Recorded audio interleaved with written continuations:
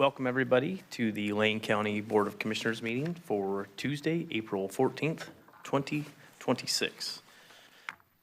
To our County Administrator, Mr. Mokraheiski, do we have any adjustments to the agenda? No, not from staff Do we have any emergency business? today. Okay. Well, next up, we have a statement acknowledging Child Abuse Prevention Month. And this came up through our very own Patty Perlow, also known to a lot of you as DA Perlow. So thank you for bringing this to our attention. April is Child Abuse Prevention Month, and I would like to take a few moments to read on behalf of the board and Lane County a statement that acknowledges the importance of awareness and prevention in our community. Children are among our most valuable and vulnerable members, and their safety and well-being are essential to a healthy future for Lane County. Child abuse, including physical abuse and sexual abuse, neglect, trafficking, and exploitation, have lasting impacts on children, families, and our community. In Lane County, Kids First served approximately 800 children impacted by abuse between July 24th and June 25th, highlighting the ongoing need for prevention and support. At Lane County, we support families and newborns through our Family and Child Health Program, which provides in-home nurse visits, connection to resources, parenting education, stress management, and support to help ensure children and their parents can start strong and stay healthy. We served more than 240 families last year. Child Abuse Prevention Month is a time to raise awareness and reaffirm our responsibility to protect children and support families. Preventing child abuse requires a shared commitment to ensuring safe, stable, and nurturing environments for all children. Thank you for allowing me to read that. Thank you, Patty Perlow. Okay, next up we have public comments. Speakers will be taken in the order in which they sign up and will be limited to 3 minutes. Your time will start when you come to the podium and state your name. Thank you, Rio. First up is Margaret Helfand. Pretty close. Thank you, Margaret. Good morning. My name is Margot Helfand, and in the 1980s and early 90s, I worked for Lane County as a training manager, delivering training to all county departments. Since that time, I've continued as a private contractor to develop and deliver training to county departments. In 1991, I, along with many Americans, sat transfixed watching attorney Anita Hill testify before Congress that the Supreme Court nominee, Clarence Thomas, had sexually harassed her when he was chair of the Equal Opportunity Employment Commission when she worked there as an advisor to him. Hill's testimony was unlike anything heard before at a Supreme Court nominee hearing. A committee of 14 men grilled her in a televised live hearing. The Senate ultimately confirmed Thomas's nomination, 52-48, and Hill went home to a new life, condemned by many and facing death threats. Nevertheless, she had no regrets about stepping forward. Incredible courage. Here at Lane County, these hearings prompted a series of discussions with county leadership. We supported the development of a training on sexual harassment, what it was, how to respond and report it. I developed and delivered that training dozens of times throughout the county to every department. Almost without exception, after a training, someone would approach me and tell me about a situation involving harassment, either at the county or another workplace, sometimes involving their children at a workplace, a teenage daughter who worked at a fast food restaurant. I could give you example after example.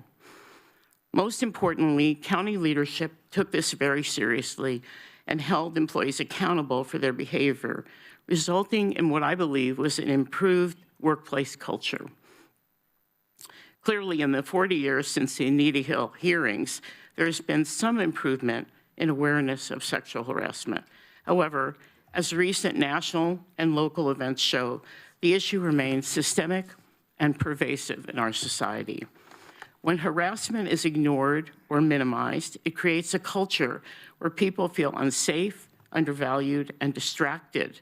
That directly affects performance, morale, and retention. People don't do their best work in environments where they feel uncomfortable or disrespected. Additionally, the risk to an organization is real and significant. Complaints that aren't handled properly can quickly become lawsuits, public controversies, and cause reputational damage. Finally, as we learned in 1991, how leadership responds sets the tone. When leadership takes concerns seriously, responds promptly, and enforces standards consistently. Thank you. Thanks. Next up is David Eigel.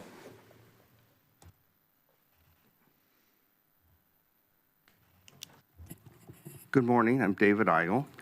I went into looking at why did the county get involved in supporting the North Bank monument fraud? How did this happen? What was the sources of information that led to this? So I looked at the packet, or perhaps there are other packets that have been presented to the commissioners. And the name associated with it seemed to be sort of the source presented to the commissioners. And the name associated with it seemed to be sort of the source. Others were dealing with other matters. Was Mo Young, and she lists on her web page that she supports people in helping to navigate the capitalist, white supremacist, patriarchal society that we live in. And when I looked into the packet, first piece was, talking about the city of Eugene, which wasn't involved. Then I got into the sources of information, and it said the story had been known in the black community for years. Well, you know, passing a story around for years doesn't make it true, and this story is definitely not true. This narrative we've been presented with and has been propagandized is rather fraudulent.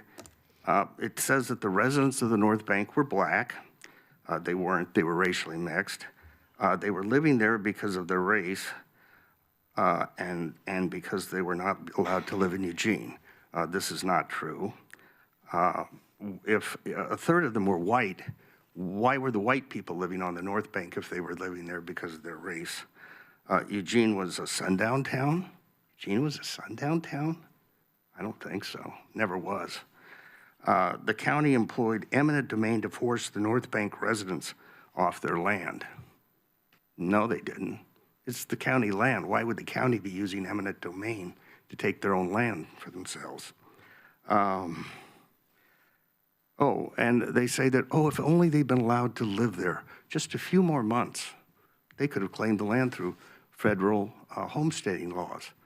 County land was never subject to federal homesteading laws, and such laws were basically not in effect in the lower 48 states by the early 1930s. Hundreds of thousands of dollars have been gathered to promote this sad, sad event, and the public needs to be informed. This is a real disgrace on our community. So I ask you all, what are you going to do about this? Thank you for your public comment. Next up and last signed up here in Harris Hall is Julie Williamson. Whoa. That's definitely Julie.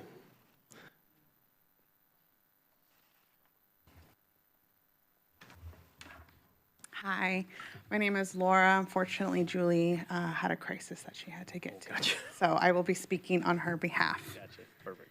All right. Good morning, Commissioners. Thank you for the opportunity to speak today. We want to begin by acknowledging that Lane County Mobile Crisis Program serves an important role, particularly for the forensic population. We support that work, and we recognize the need to continue investment in that system, including the Planned Stabilization Center.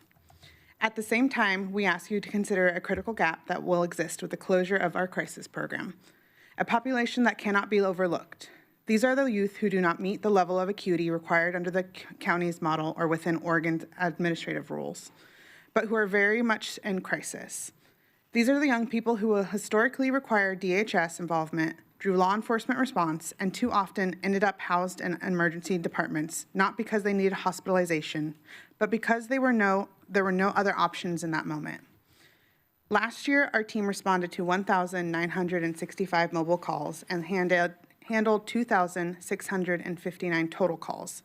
74% involved disruptive, agitative, and aggressive behavior. 10% involved risk and harm to others. 5% involved running away or elopement, and 3% involved property destruction.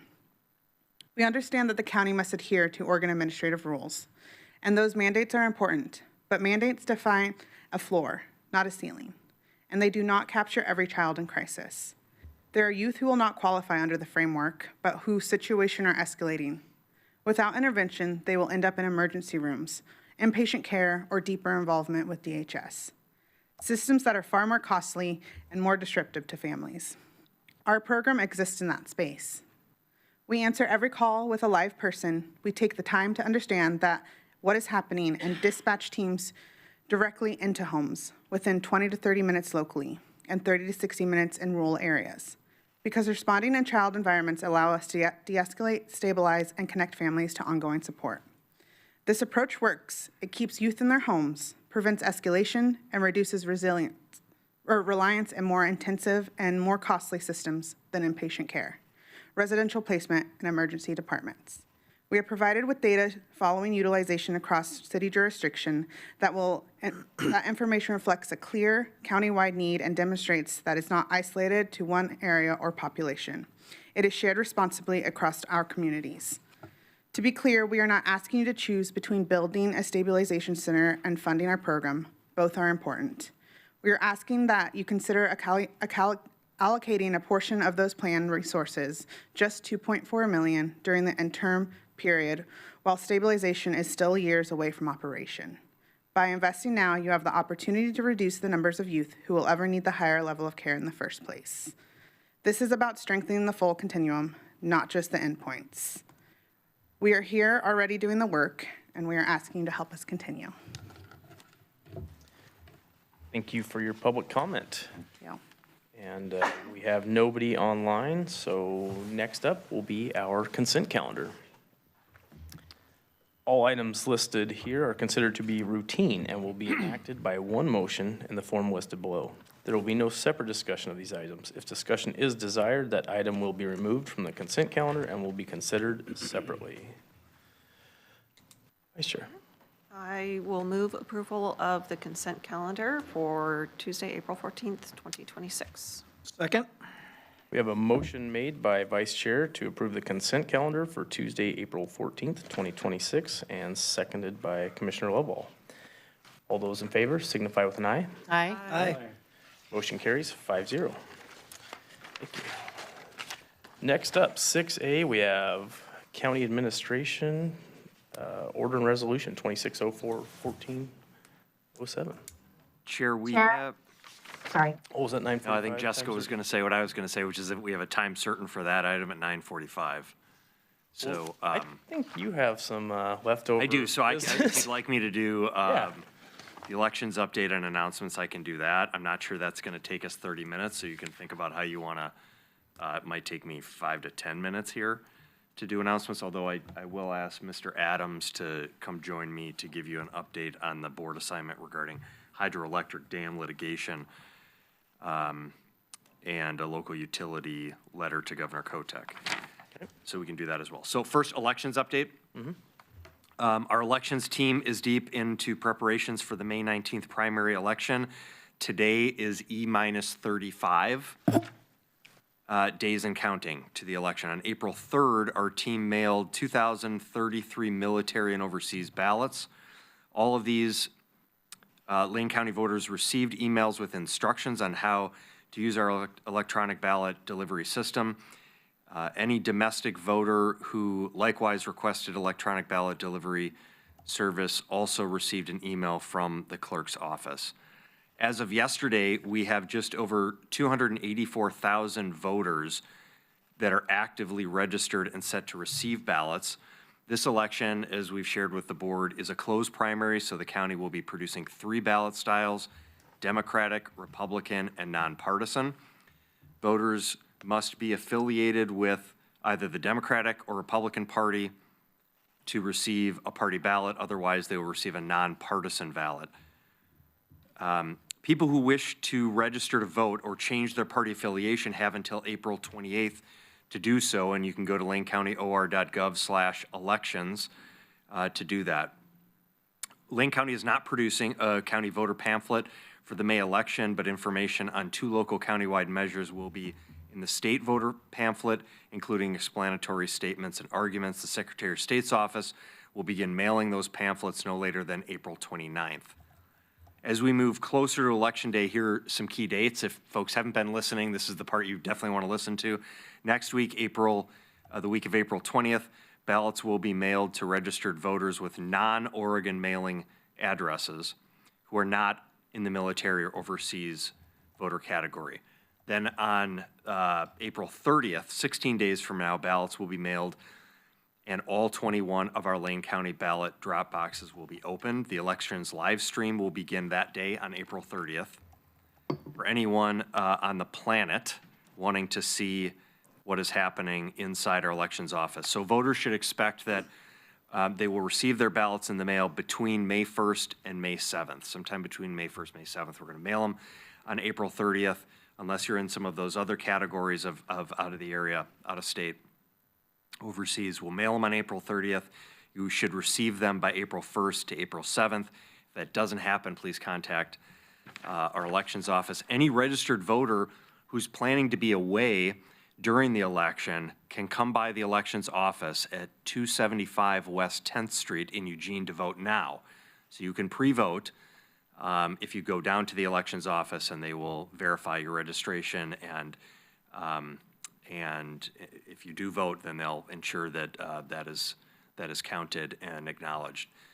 So we'll continue to provide updates to commissioners on Tuesdays in advance of the May 19th election. So that's what I have on elections. Yeah, please. Thank you. Thank you. Good morning, Chair. Good morning. Quick question/request. I'm wondering if the clerk, if Mr. Gong is going to come before us at some point. I know this is a busy time of year, but if he does, if you would please ask, I've had a lot of inquiries about how the SAVE Act will impact elections operations here in Lane County. So if that's something he could be prepared to speak to or send you. We can definitely memo to find a include. time between now and, you're down next week, but we can find a time between now and the sooner the better, I think, if there are questions out there about the impact of that legislation. Yep, particularly. Thank you so much. Commissioner Ford. Thank you, Chair. Ms. Markowski, I have a couple of quick questions. Actually, the first one is not a question, it's just an indication of the transparency we try to achieve in elections in Lane County. And that's been a historical fact for Lane County, that we've always done our best to achieve transparency. The statement that was made, anyone on the planet can observe, that is a huge claim. And now that our astronauts have returned, that means all human beings have an opportunity to view with open eyes Lane County's election process. That's a huge. Presume you have to physically be on the planet, What about if I'm on the space station? but that's only to watch it. You can only cast your vote if you're a registered voter in Lane County, but you can watch it anywhere on the planet. Yeah, and to me, that's a huge statement. And I remember watching the Tokyo Olympics in 1964, and in England, we could watch it for about 30 seconds every day, which is when Telstar was in the right place. Things have advanced since then, and now Lane County can be viewed by anybody on the planet. Thank you for that. The question that I actually have is, I'm a non-affiliated voter, have been for many, many years, so I will not get a Democratic version, and I will not get a Republican version, so I won't vote in their primaries. But there's another party that does have candidates locally, at least one candidate I'm aware of. That's the Independent Party. Where are they? Are they on the non-affiliated? And will I see their name on my ballot? That's a good question, Commissioner. I need to check with our clerk on that. Yeah, there's one very important race that has an Independent Party candidate on it. See Lauren with us, but that's a good question. Let me check on that and report Okay, back to you. and yeah, we have 35 days to find the answer, so thank you. Okay, anything else? I have a few more Oh, perfect. for you. Let's go. Non-election related, just announcements if you want me to do Yeah. that. And then Mr. Adams is here as well to give you an update on one of your requests. Update for you on emergency management. First, pleased to announce that we have tapped Monica Larkham to be Lane County's next emergency manager. I think commissioners saw that announcement that went out. As you know, our former emergency manager, Tiffany Brown, departed. You could give this update, Mr. Adams, because you did the work to facilitate this process. Our former emergency manager, Tiffany Brown, departed Lane County just prior to the holidays, and we conducted a national search to fill the position. Our staff in that office, John Stevie and Brandon Ersfeld, have done a tremendous job in keeping things moving. We're hugely grateful, especially to John, for serving as our interim emergency manager. John did a great job. I participated in some meetings on the coast and with other fire agencies, law enforcement agencies, and he really has helped us begin to restore and rebuild relationships there. And so appreciate John's efforts and Brendan's efforts and look forward to their continued leadership. Monica comes to Emergency Management's office from the Lane County Sheriff's Office, Search and Rescue. So you may recognize her name and face and her work. A great work that she has done with our fire districts, deeply engaged with our search and rescue volunteer community. She begins in her new role at the end of April, and we plan to have a board agenda item on emergency management in May. So please join us in welcoming Monica Larkham, and just appreciation again to our great emergency management team. I think then I will provide an update on word over the weekend. This was a really great update that we had over the weekend. If you were able to see this, that President has approved Governor Kotek's request for a federal disaster declaration for the December 2025 severe storms that caused extensive damage across 9 counties in Oregon, including Lane. So this means the county government, cities, and our public utilities are eligible to receive cost recovery for up to 75% of eligible costs from the storm. Our preliminary damage assessment in Lane County tallied $750,000 spent on debris removal and on emergency protective measures by all entities in Lane County, but this number could increase with further analysis.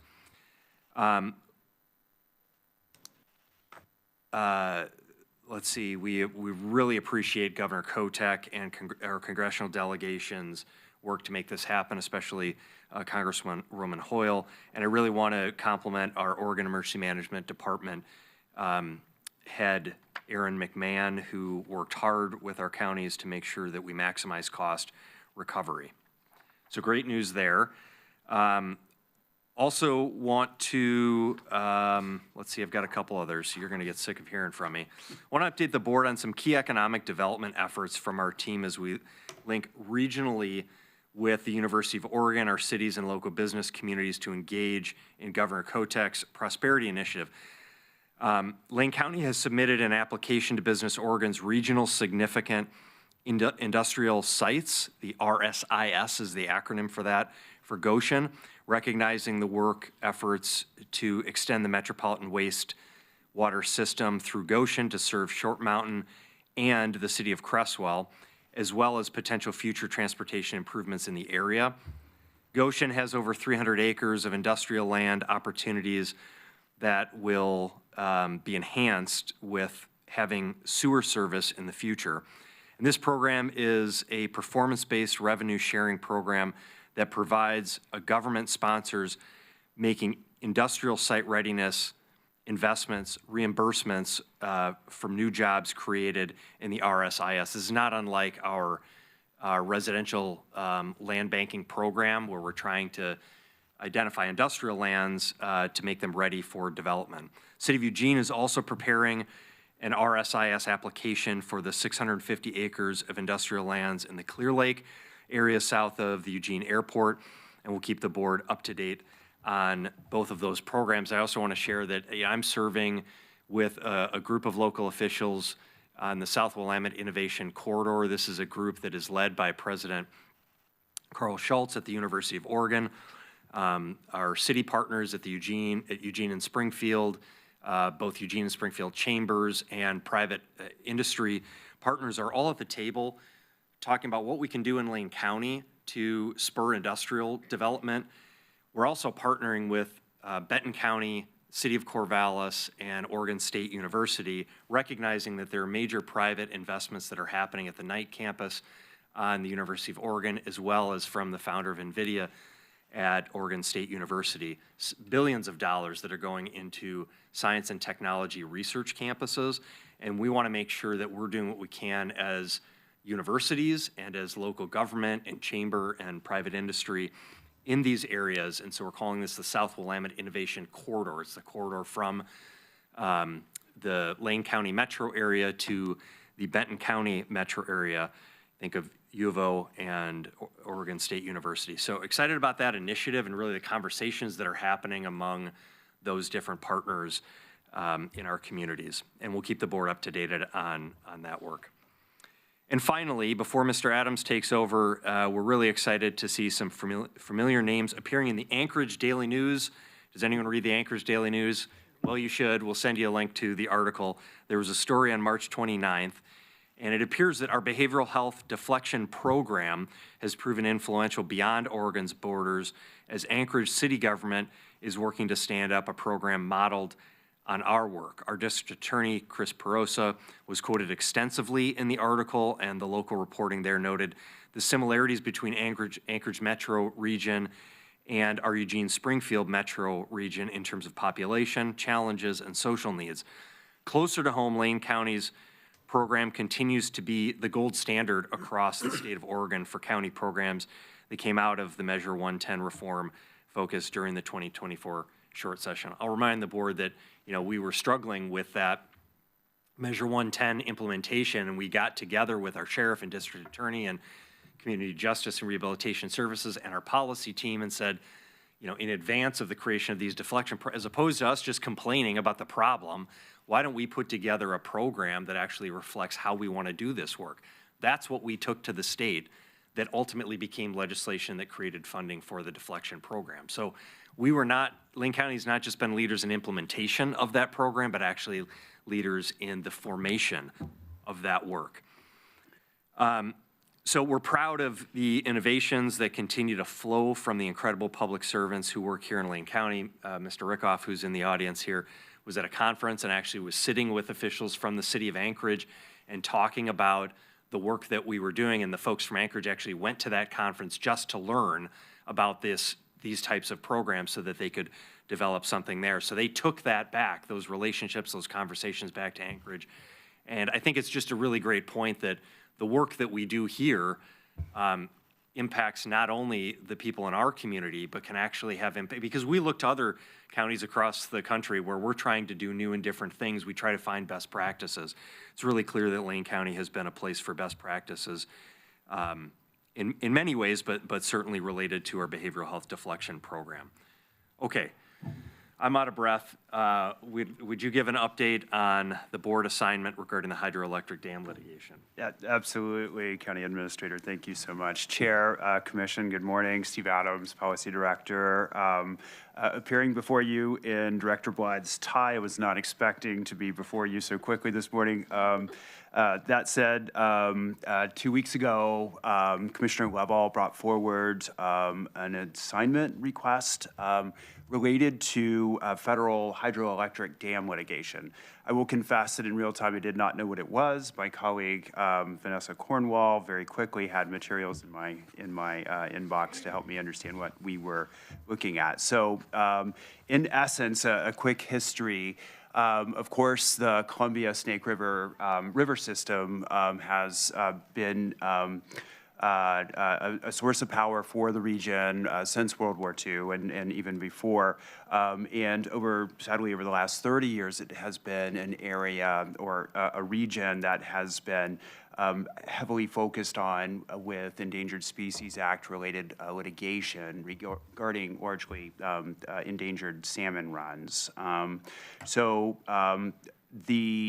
Essentially, in 2023, the states of Washington, Oregon, several tribes in the region, and the administration, the federal administration at that time, reached a conclusive deal to stay litigation for 10 years across the basin, whilst partners look specifically at opportunities to try to plan for salmon restoration, potential dam change operations, even in some instances, the potential to remove hydroelectric facilities in the broader region.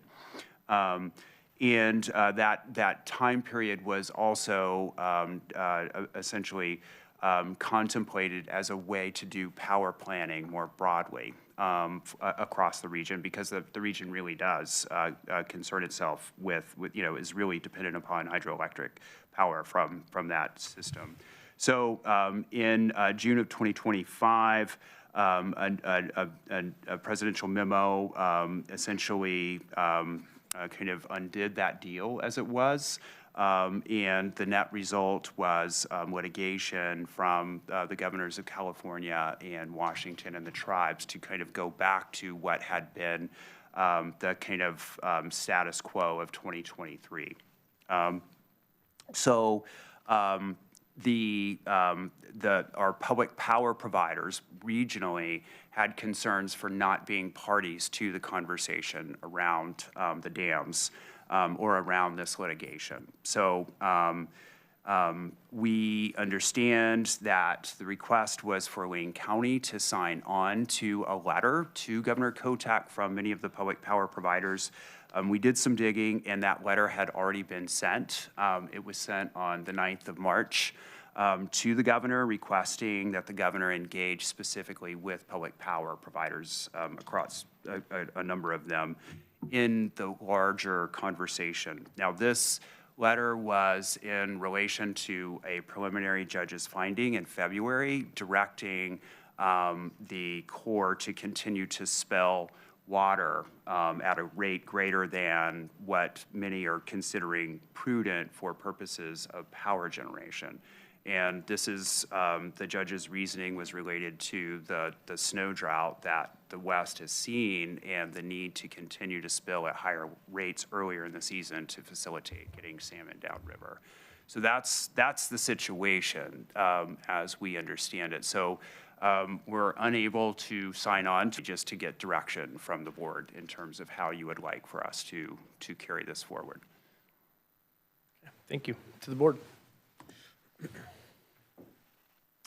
Commissioner Lovall. Yeah, thank you, Mr. Adams, for taking the time to do that and that in-depth research and all that. I had not known about that letter of March 9th, and I'm sure we didn't either, so I thank you for drilling that up. It seems to me like the board request has been 99% fulfilled by us signing on to that, and I think probably the prudent thing to do is to wait and see.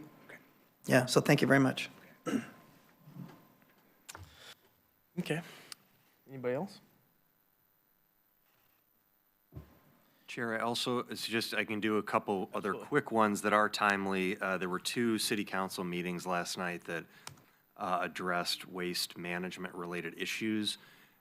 In the city of Cresswell, they did vote to terminate Lane County's intergovernmental agreement.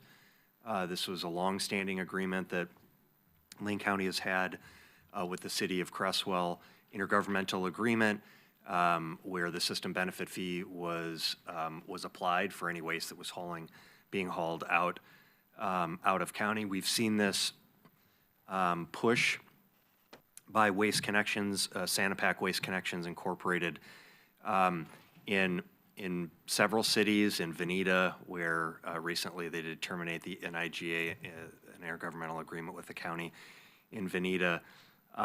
They made the push in Florence. Florence has indicated they're not interested in terminating the intergovernmental agreement, and in Cresswell.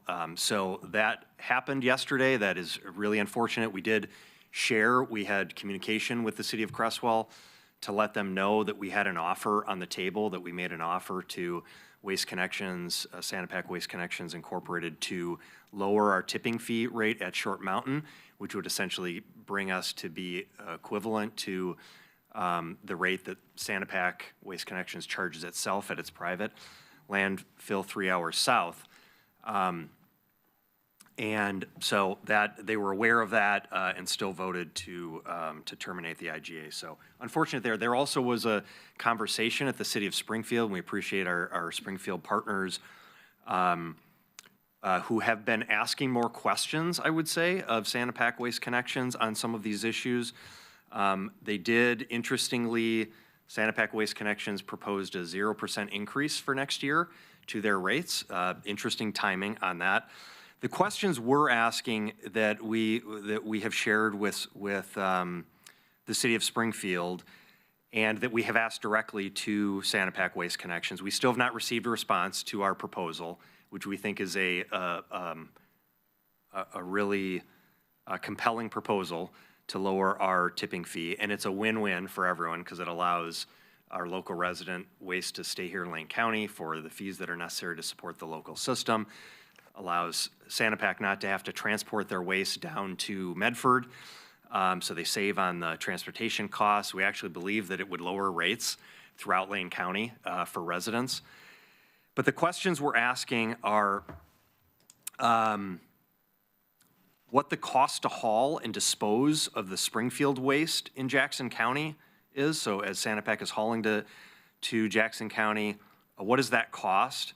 What is the tipping fee that Sanapak is paying itself at Dry Creek for the waste that they're hauling from Springfield? What are the fuel and transportation costs? We know there are other impacts in terms of road impacts and environmental impacts, but just fuel and transportation costs.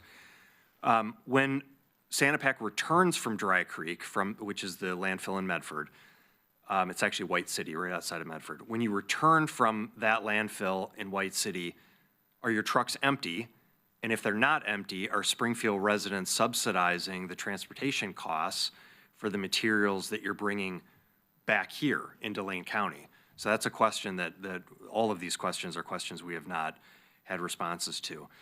Again, we've offered a 5-year proposal that essentially matches the costs that Waste Connections has presented to Cresswell and to Springfield associated with transporting their waste to Jackson County. We want to know also if Springfield customers will see a rate decrease as a result of our lowered tipping fee, because Sanapak would then no longer have to pay for the transportation wear and tear and labor costs associated with that transportation.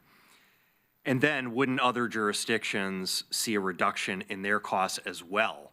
Because, for example, in Eugene, Sanapak and Apex and Rural Refuse are taking their waste to Short Mountain and paying $112 And if we are able to lower our rate, if Sanapak agrees, they would only be paying $100 per ton. And so you would think that that would lower rates for customers in Eugene, not insignificantly, as well as throughout Lane County. So these are all questions we're asking. Mr. Bovet has communicated with Waste Connection Sanapak on these matters, and we did get a response, but we didn't get a response to our proposal. So we're requesting again for a response to that proposal, and we'll keep you posted on what we hear. I think that's it. I don't know if, Lauren, do you have an answer to Commissioner Farr's question on ballots? And then, Chair, if there are any questions that you have from all I just had one question. What was I wasn't able to watch the meeting. What was the vote in Cresswell? I heard it was a 5-0 vote. It was unanimous, yeah. It was a unanimous vote.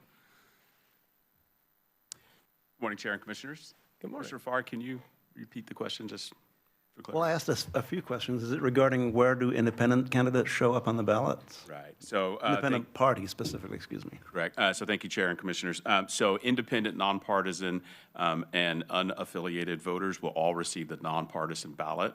The difference there being that they don't see races that are party-based. So in my non-affiliated ballot, I'll see the independent party. Well, Well, they won't be on any ballot. I'll have to get back to you on that and check with the clerk. Okay. And that I didn't expect an answer immediately, but thank you for giving that a good shot.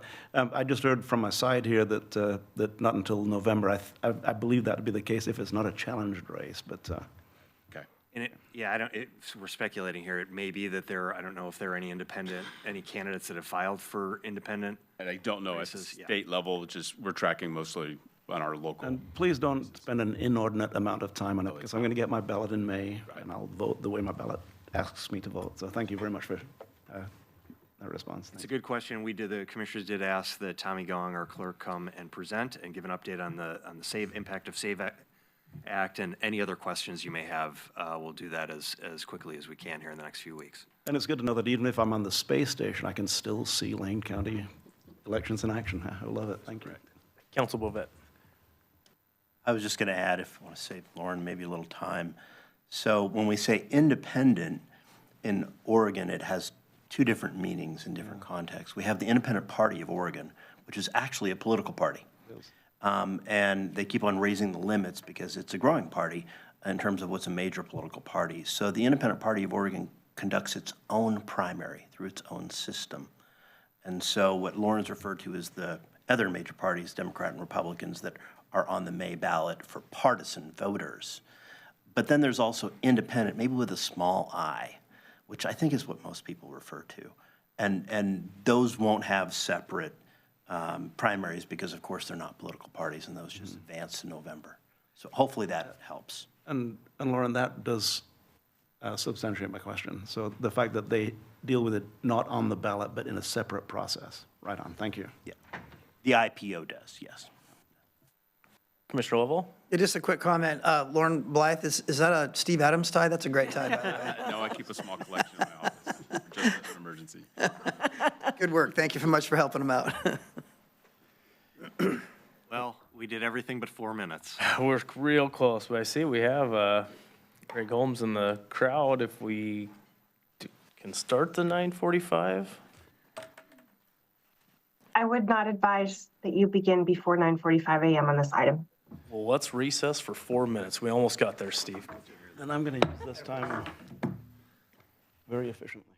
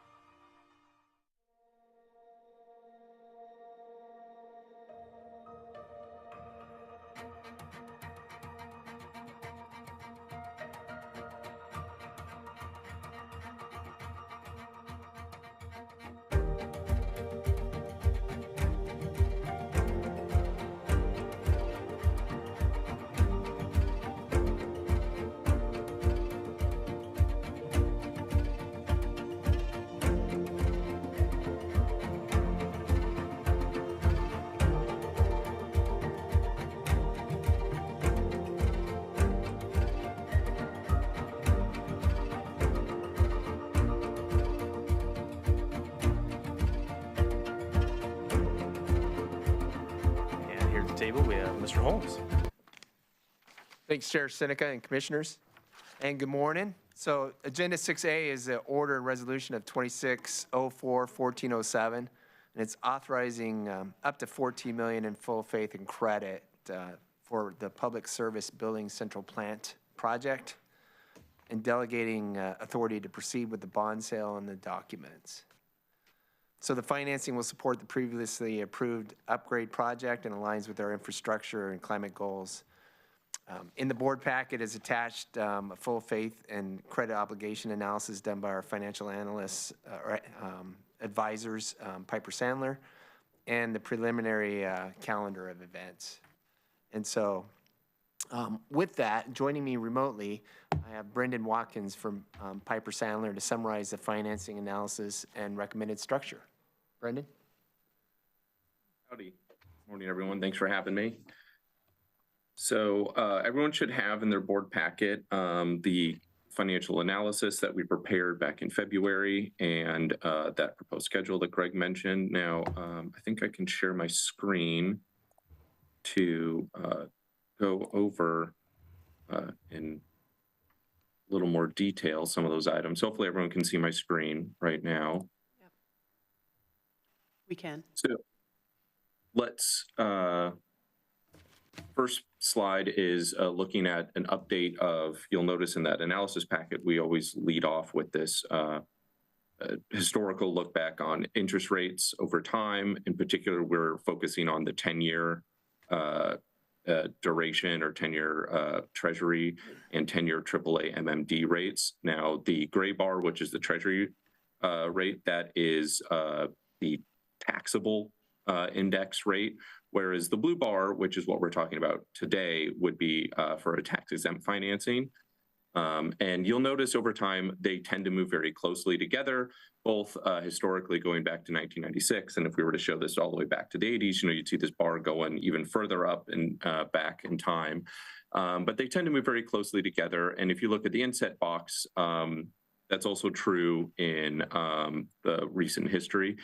I do like to point out, just because it's always interesting and sometimes folks ask, there's a couple spikes where you'll see these divergences between both taxable and tax exempt rates.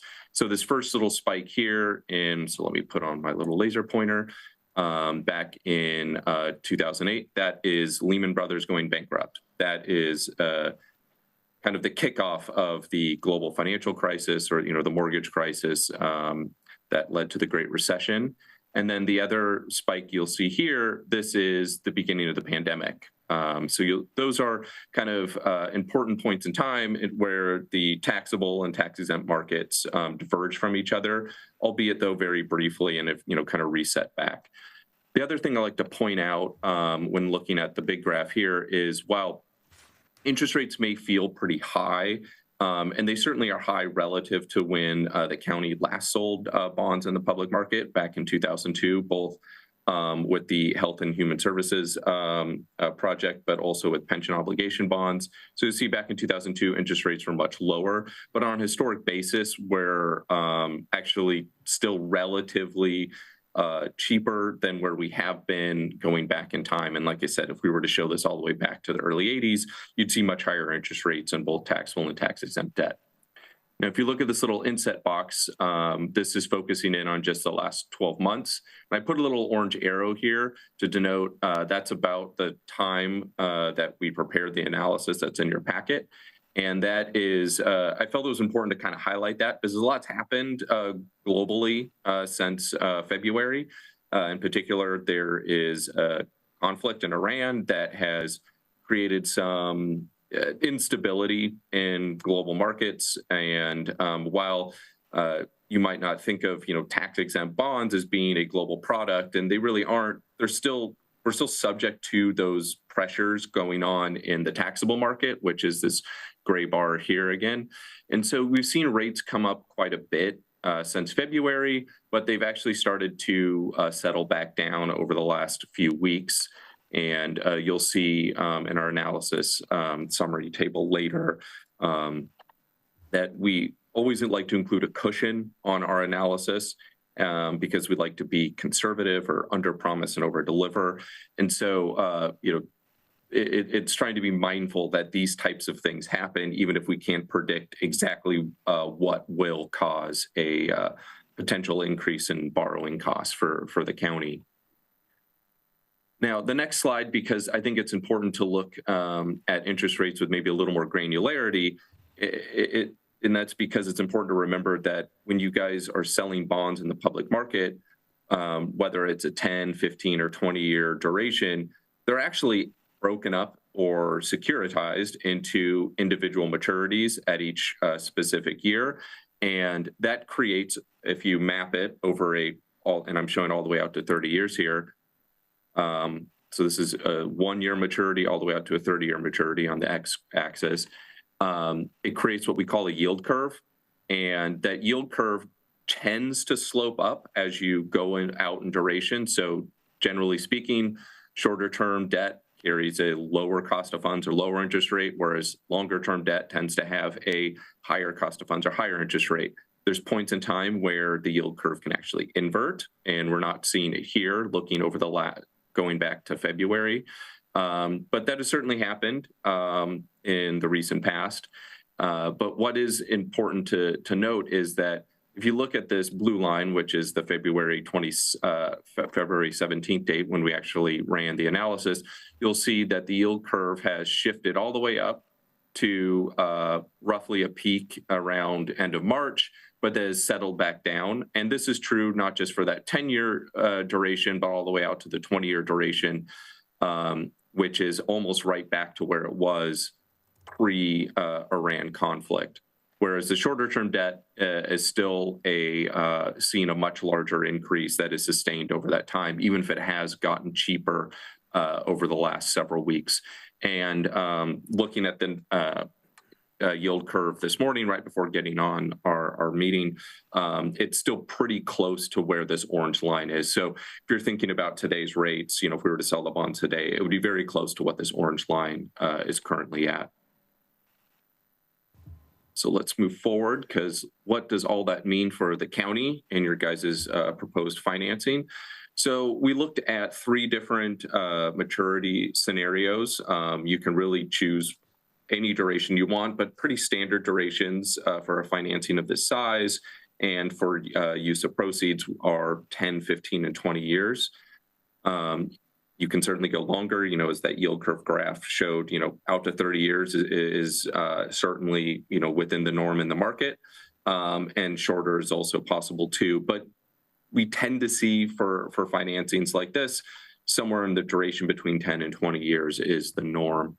And so we're looking going left to right, 10, 15, and 20-year amortizations. Now, you'll notice, we're targeting a $13 million project deposit, but in no scenario are we actually borrowing $13 million. And that's because of this next little line right here, which I've labeled premium/discount.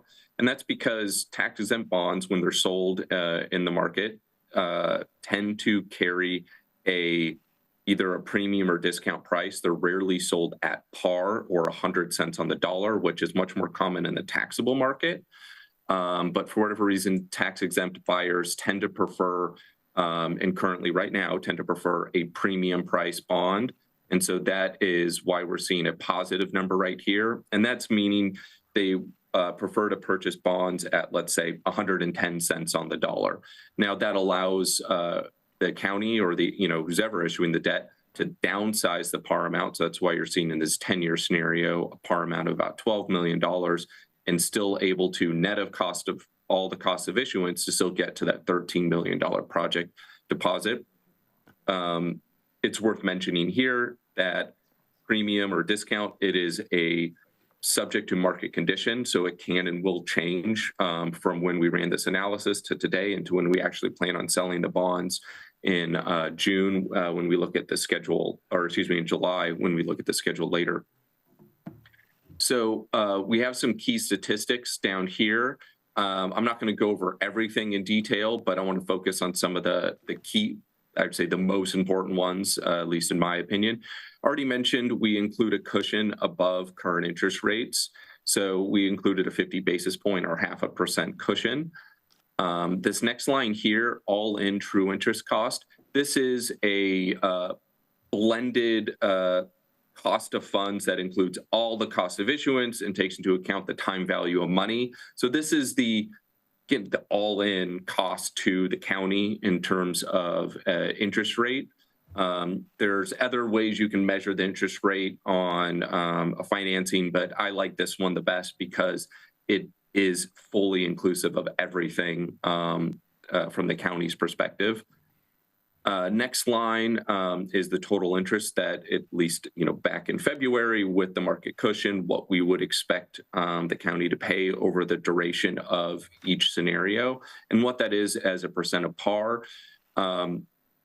I don't necessarily encourage folks to do this because sometimes they can get a little bit of a sticker shock, but if you ever go look at your own mortgage statements, and figure out well, how much are you expecting to pay in your mortgage over its 30-year duration in terms of interest as a percent of the value of the mortgage, it's oftentimes well in excess of 100%. So I like to point that out, not to make anyone feel bad about their own home mortgage or home, or mortgage rate, but mostly to juxtapose the differential in terms of what these, interest rates mean for the county and how that translates to a expected total cost over the life of the financing. And, again, it's not to make anyone feel bad, but kind of, again, to really highlight the differential when you start looking at these much shorter duration borrowings, that while that's not a small amount of interest, $3.5 million all the way up to almost $7.5 million, relative to other types of financings that most folks are familiar with, it's still relatively much lower.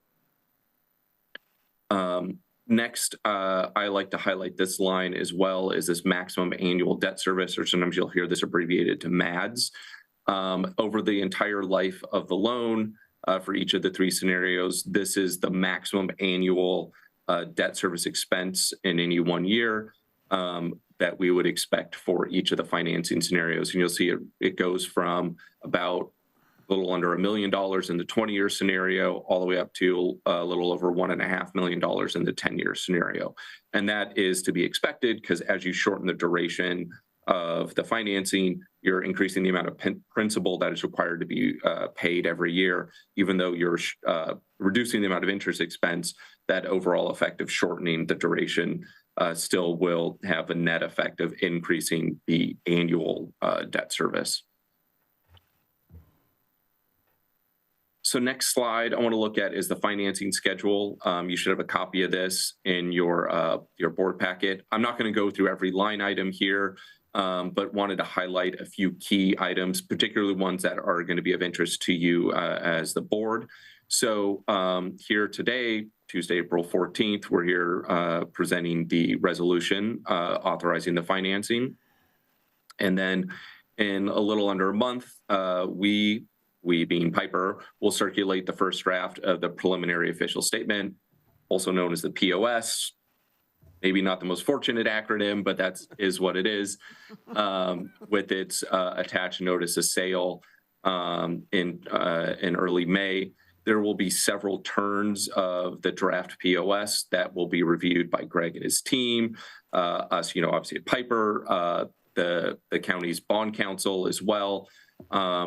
And all that will be done with the idea of getting prepared to actually take the county's financing to the rating agency to get a credit rating on the bonds. And that will be done in the week of June 8th. We will have a presentation that Piper prepares and will present with the county staff to the rating agency itself. By the end of that week, our intention is to circulate a draft of that POS, of what we like to think of as a substantially complete draft for the board's review. It's not required anywhere by statute or securities law, but we still view it as a best practice. So that way, even though you're authorizing the financing here, this way folks on the board still have an opportunity to review that disclosure document before we actually circulate it out to investors on June 29th. And so that is this posting of the POS to Ideal and Parity, which are electronic services that are used for marketing the bonds to potential bidders via the competitive sale that is scheduled for July 8th. And Typically, because everything is operating on East Coast time, us being on the West Coast, that's why you'll see this bid opening pretty early in the morning at 9 a.m. And then we'll collect all the bids from potential buyers of the bonds and evaluate who's got the best bid. Usually that is done by who's got the lowest TIC or true interest cost as proposed in their collection of interest rates that they send to us. And then we lock in the deal later that morning. And at that point, we've really finalized the numbers. But 2 weeks later is when the county actually receives funds. And that's usually, again, because everything's East Coast time, very early in the morning, usually around 6:30, 7 a.m. At the latest, hopefully. The county will actually receive a wire from the winning bidder or the underwriter on the bonds. And later that day, you guys should be able to start spending on the project. And so, yeah, here's your contact information. And I realize, I can talk pretty fast, so I want to make sure I leave time for questions for everybody. If Greg has anything he would like to add. Yeah, so the staff is recommending for the board to approve the resolution, and we are considering a 10-year. And so that'll save about 3.5 in interest. And so we reviewed the capital fund with Christine Moody and Lauren, and the capital fund has enough cash flow to cover the 1.5 max. That's the max amount of debt service each year for the next 10. Jared, just a couple comments then, if we can turn it over to you. As Greg said, we're recommending a 10-year issuance. You saw the rate it's almost a percentage less for the 10-year. We save $3.8 million on the 10-year issuance compared to the 20-year issuance. So, this is like a 15-year mortgage versus a 30-year mortgage. Your interest rate's better. You're going to pay much less on a shorter term issuance. So we're recommending a 10-year. A couple other comments I just want to make. You saw in the presentation that we have a very low debt burden. It's one of the reasons we have such a high bond rating. Back in 2014, Moody's rated us a AA. If you look at the scale, the Moody's rating scale, AA is not a bad rating. It's sort of in the strong category. Then in 2000, we made a number of changes and investments over several years, and in 2017, Moody's upgraded us to a AA2. That's the third highest rating that they provide. Then in 2019, we went for a bond rating again. They upgraded us for the second time to a AA1. That's where we sit today. We're at a AA1. It's the highest bond rating in Lane County's history that we continue to maintain today.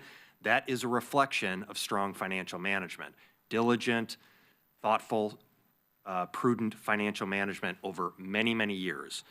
And the rating agencies look at things like your debt burden. They look at your financial management practices and policies. They look at your reserves. They look at the strength of your local economy and some things that actually work against us. But the things that we can control within Lane County, they have historically rated as very, very strong. So that's good news. And I just translate this to, it's not unlike a credit rating for an individual. The better your credit rating is, the lower your cost to borrow is, right? Because you're less of a risk. And so that's what the bond rating agencies have said about Lane County is you're less of a risk to borrow money because you have good financial practices and you have it's not a reflection of the level of services that we provide, right? So we know that we're underfunded in some critical service areas. Bond rating agencies don't care about that. They care about how well you manage the resources that you actually have. So it's an important distinction there that, yes, we don't have we need to make sure that we're identifying the resources necessary to invest in the services that we need to, but the resources that we do have, the rating agencies have said that we are managing it responsibly. So that high bond rating translates into a lower interest rate, which translates into dollars saved for taxpayers on projects such as this. And then the second is, I mentioned the low debt burden, less than 2%, 1.24%, I think it was, is the amount of debt capacity we have that we've utilized. So close to 99% of the capacity that we have not, that's a good thing. We have a very low debt burden. We've taken that seriously. We've prepaid debt, refinanced debt, and just made a conscious decision to manage our debt burden very aggressively. Okay, so I just want to say that, we do have some projects that the board has talked about and is prioritized and moving forward. This is the first, capital project bond issuance that we've had in a while. And so you'll see a similar process as we go out to the market and we borrow money. We have to have a source to repay it, and in this case, the source of repayment is the capital fund. We charge our departments for depreciation for facilities. That funding goes into the capital fund, and that's how we're going to pay off this debt over time. So I just wanted to provide those kind of high-level 30,000-foot pieces for you, and then any questions you have, Chair. Okay, great, thank you. Ready for questions? Mr. Holmes? No questions. No questions. To the board, Commissioner Farr. Not a question, just a comment, Mr. Mogorowski, on the dates you provided, 2014, 2017, 2019, for our bond rating with Moody's. In 2017, we were bumped up to AA2.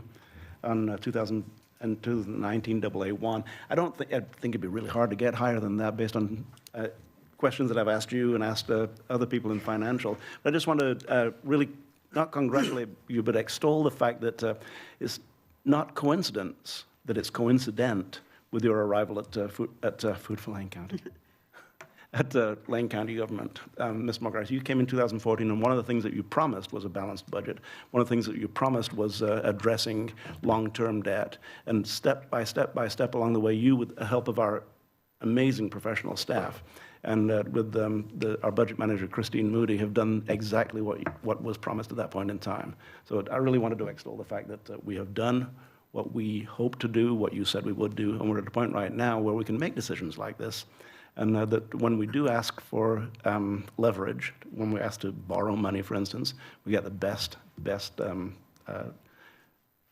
rates available. So I took too long to say that on one account, but on the other hand, I could take an hour and not really fulfill what I'm trying to state here is that our financial department is exemplary, and it's done through a promise that back in 2014 I heard from you.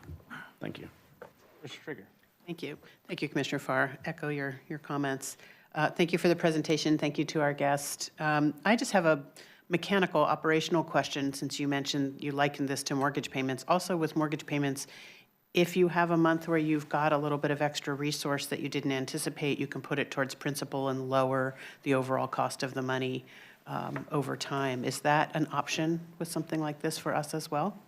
Ask our financial professional, because sometimes that is the case, but with issuance of bond, there sometimes are call dates where you have to wait until a certain date to be able to make an additional payment. Yeah, to add to that, so market standard for an optional redemption provision on a financing like this is usually about a 10-year optional redemption, and so that means any maturities before that aren't subject to optional redemption. However, the market sensitivity to that does change over time, and we've seen recently no penalty for having, and by no penalty I mean no increased interest expense or interest spread for call provisions that are maybe 9 or 8 years. But that's something that we will be watching as we go through the financing process and speaking with our market-facing folks at Piper to make sure we get the best and most flexible financing for the county. So if we were looking at the longer scenarios, I would say, yes, we would absolutely have a call provision on them. But at a 10-year financing, it's going to be a little more subject to market conditions as we approach that July 9th date. Great, thank you for that.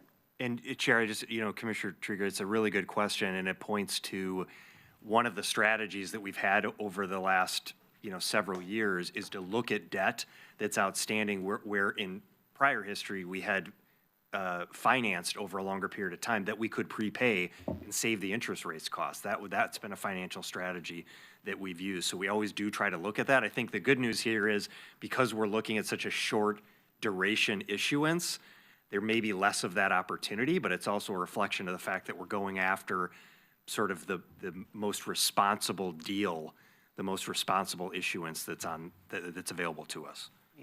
Thank you. Okay, to the board. Mr. Lovell. Thank you, Chair. Yeah, this is great work, and Mr. Murkowski, congratulations on getting us to a 2%, what was it, 1.2% debt capacity? That's unheard of. If you, or anybody else on the board had that kind of credit rating, people would be knocking our doors down to sell cars and houses to us, so that's a really good place to be in. My question for going forward is, we've got a lot of big, heavy things on our plate coming forward. We've got a courthouse, we've got public safety, we've got all the things that have big-ticket items, and I guess the question that the public might ask is, if we have 98% of our debt capacity left to use, what is the county's comfortable limit of what our debt-to-income ratio or debt capacity would be? Because that's an honest question to see if we're going to get some of these high-ticket items done in a more robust time period than 10 years. You know, and I'd offer for Greg and Brendan to answer this as well from sort of a financing standpoint. I'll answer it from a budgeting standpoint that you know, it's largely dependent. The amount of debt that we take on really needs to be dependent on our ability to repay the debt. So Right. what is the revenue source that's going to support the repayment? And then how secure is that revenue source? Is it a source that's speculative in some way or that fluctuates with economic changes, or is it a very, you know, property taxes are pretty stable. Transient lodging taxes might be a little bit more volatile. So I don't know that I could say that there's a particular percentage, a debt capacity percentage that is the right amount. It sort of depends, and I would say that it depends largely on the source of repayment. That's exactly it. So if you could show the investors that there's the ability for the county to pay the debt service, then I think there is that potential out there, right? So this one's a full faith and credit of the county. So this is the general fund and the taxpayers are covering this as well. There's other opportunities. I know in the past you can go out for a general obligation bond, and that's asking taxpayers to fund that debt service as well. So there's opportunities to look at that. I think back to Mr. Mokryski's point of view is if you have the ability to, as in the finance, we look along with Christine and Mr. Mokryski, the ability for the county to service the debt on an annual basis. Yeah, I got nothing to add really. I guess to Greg's point about potentially like a general obligation bond. Counties in Oregon have they're unique in that there's 3 different categories for debt limit, and so for full faith and credit obligations, or what's also known as limited tax bonds, the county's using very small portion of the debt capacity. Whereas for the general obligation bond, the county has 0 outstanding. So that is, fully open from a capacity standpoint. And as far as the effect on the credit rating, kind of to Greg's point, is a lot of how that debt capacity is used in terms of how it will affect the credit rating is determined by that source of repayment.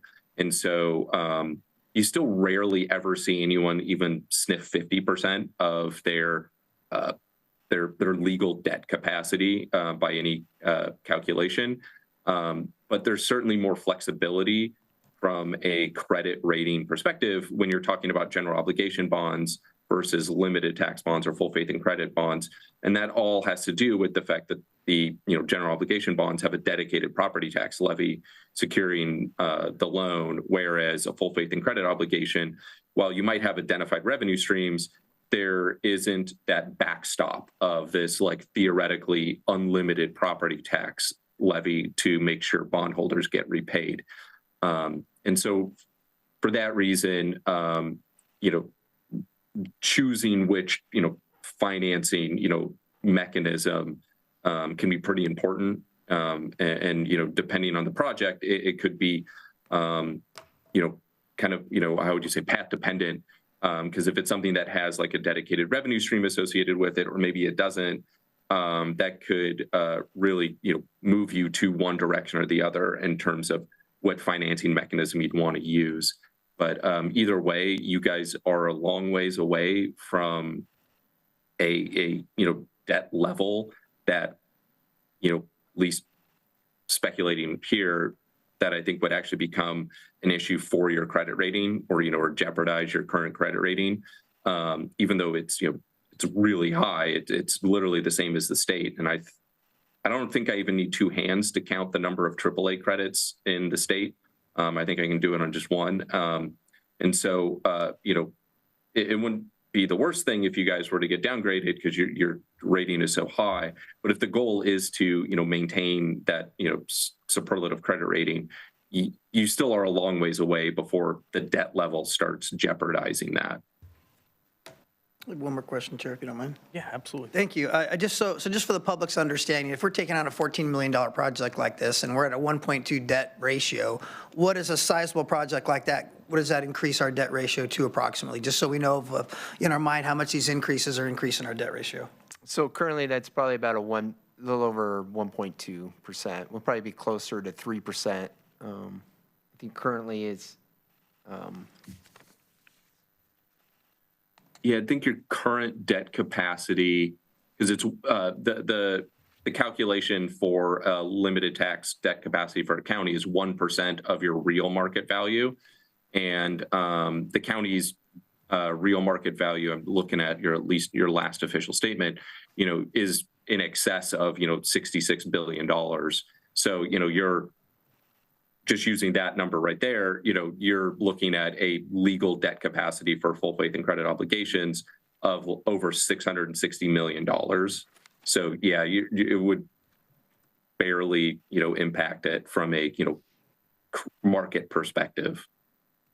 The thing to keep in mind, maybe, I'm not sure if I'm going to get in trouble for saying this, but real market value is not for us in Lane County, is not a really good reflection of actual revenue because our property, the rate at which we collect property taxes is so low comparatively that methodology is not real, in my opinion, is not really a good reflection of how much money we have to actually do projects, right? Because it's real market, $66 billion in real market value. Well, we have a $1.28 permanent property tax rate that we actually are collecting. And so it's just a good thing to keep in mind as we think about capacity, that we have to have a stable, viable revenue source to be able to pay off any debt we take on.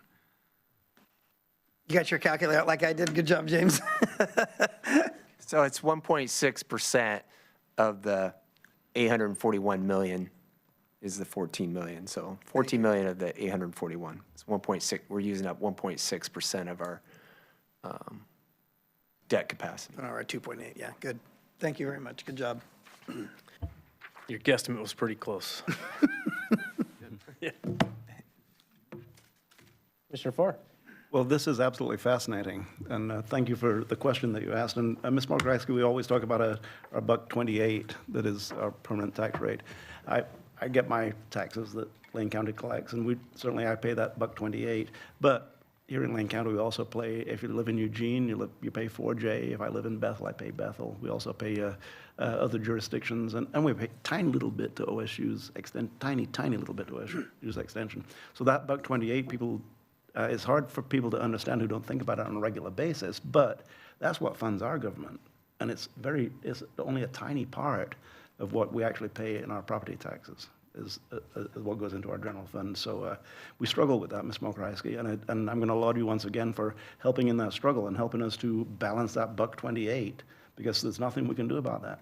It's fixed. And being able to operate within that means, even though we do have this huge amount of available debt, which is prudent to not dig very deep into, we're doing a good job of managing that $1.28. We'll talk more about that as we go through the budget process this year. Thank you, Steve. Thank you, Greg. Thank you. Okay. Ready for a motion? Ready for a motion. Very good.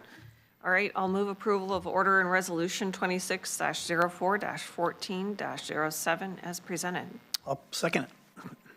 We have a motion made by Vice Chair to approve order and resolution 2604-1407 in the matter of authorizing the financing of the central plant upgrade project in a principal amount not to exceed $14 million.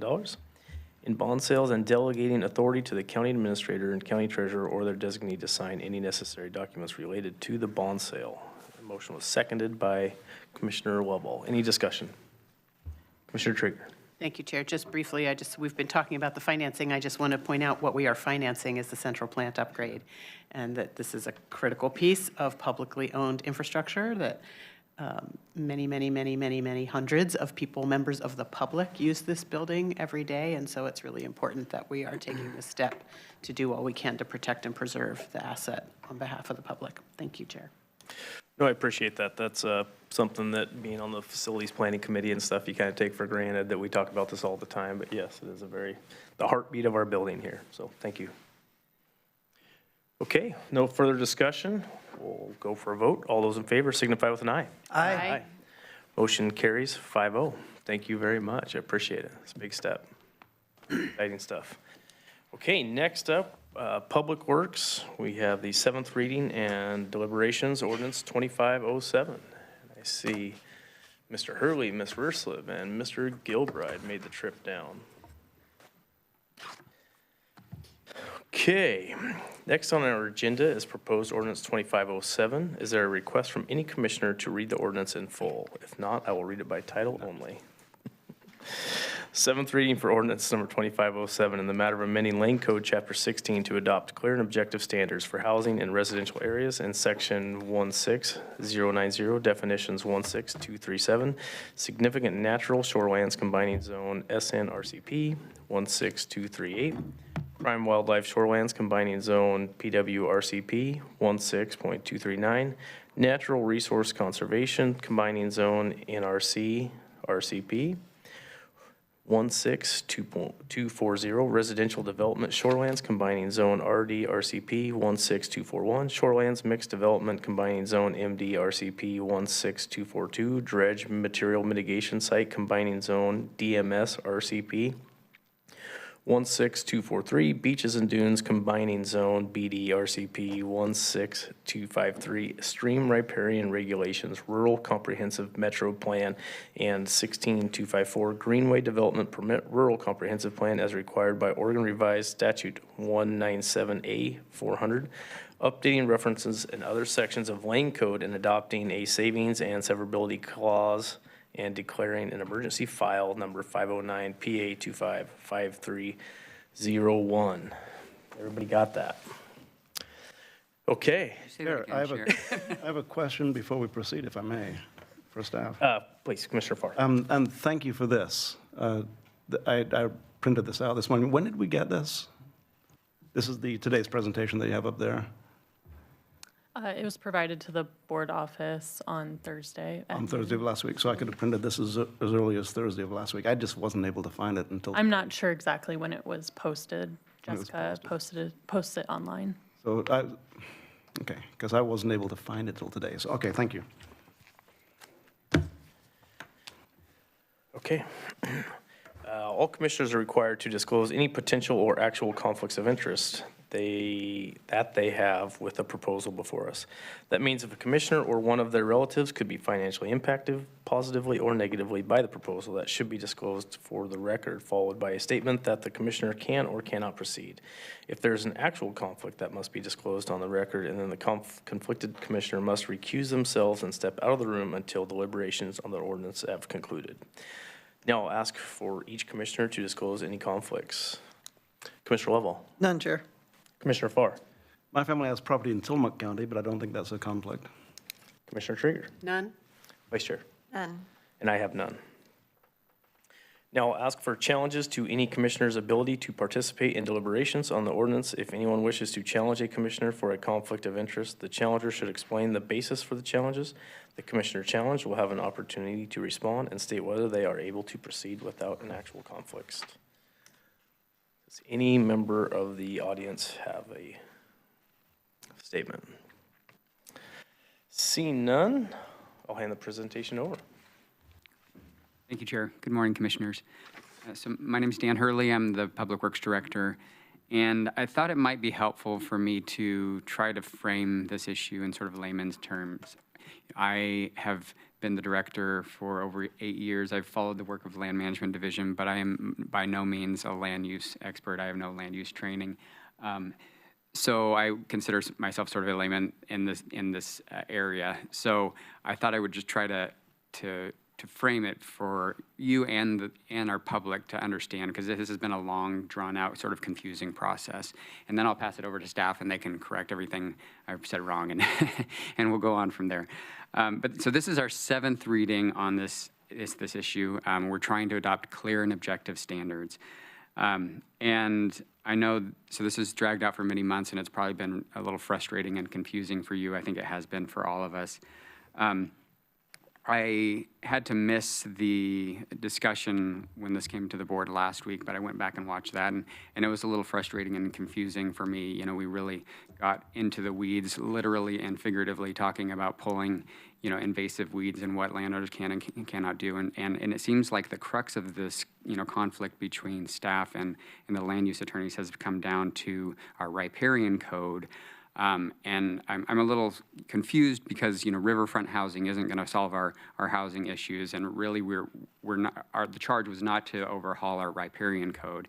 It was to address where we have subjective or discretionary standards in our code to satisfy state law. So that's what staff has been trying to do. You know, they started this process about a year ago, directed by state law. So we need to adopt clear and objective standards so that if they purchase a property, they know what they can build on their site and where, which is a laudable goal, and we would love to accomplish that. They started with the rural residential zoning.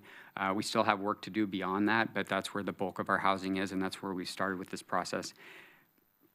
But the charge was to be policy neutral in this. So that's been a limiting factor on how much work we put into this code. I think there are a lot of things we would want to address in Chapter 16. It's over 700 pages in a confusing code that I would love to streamline. And I talked with the county administrator, and he's asking in his budget for $150,000 to start a process where we could bring a consultant on board to look at our code, to look at other counties' code, to see where we can streamline our code for housing, and would love to do that. But that was not the charge of this project. It was to identify that subjective code and to create a clear and objective pathway. And so in doing that, staff has not made things more restrictive, but created 2 pathways where we keep our existing code, and then we've also created a clear and objective pathway.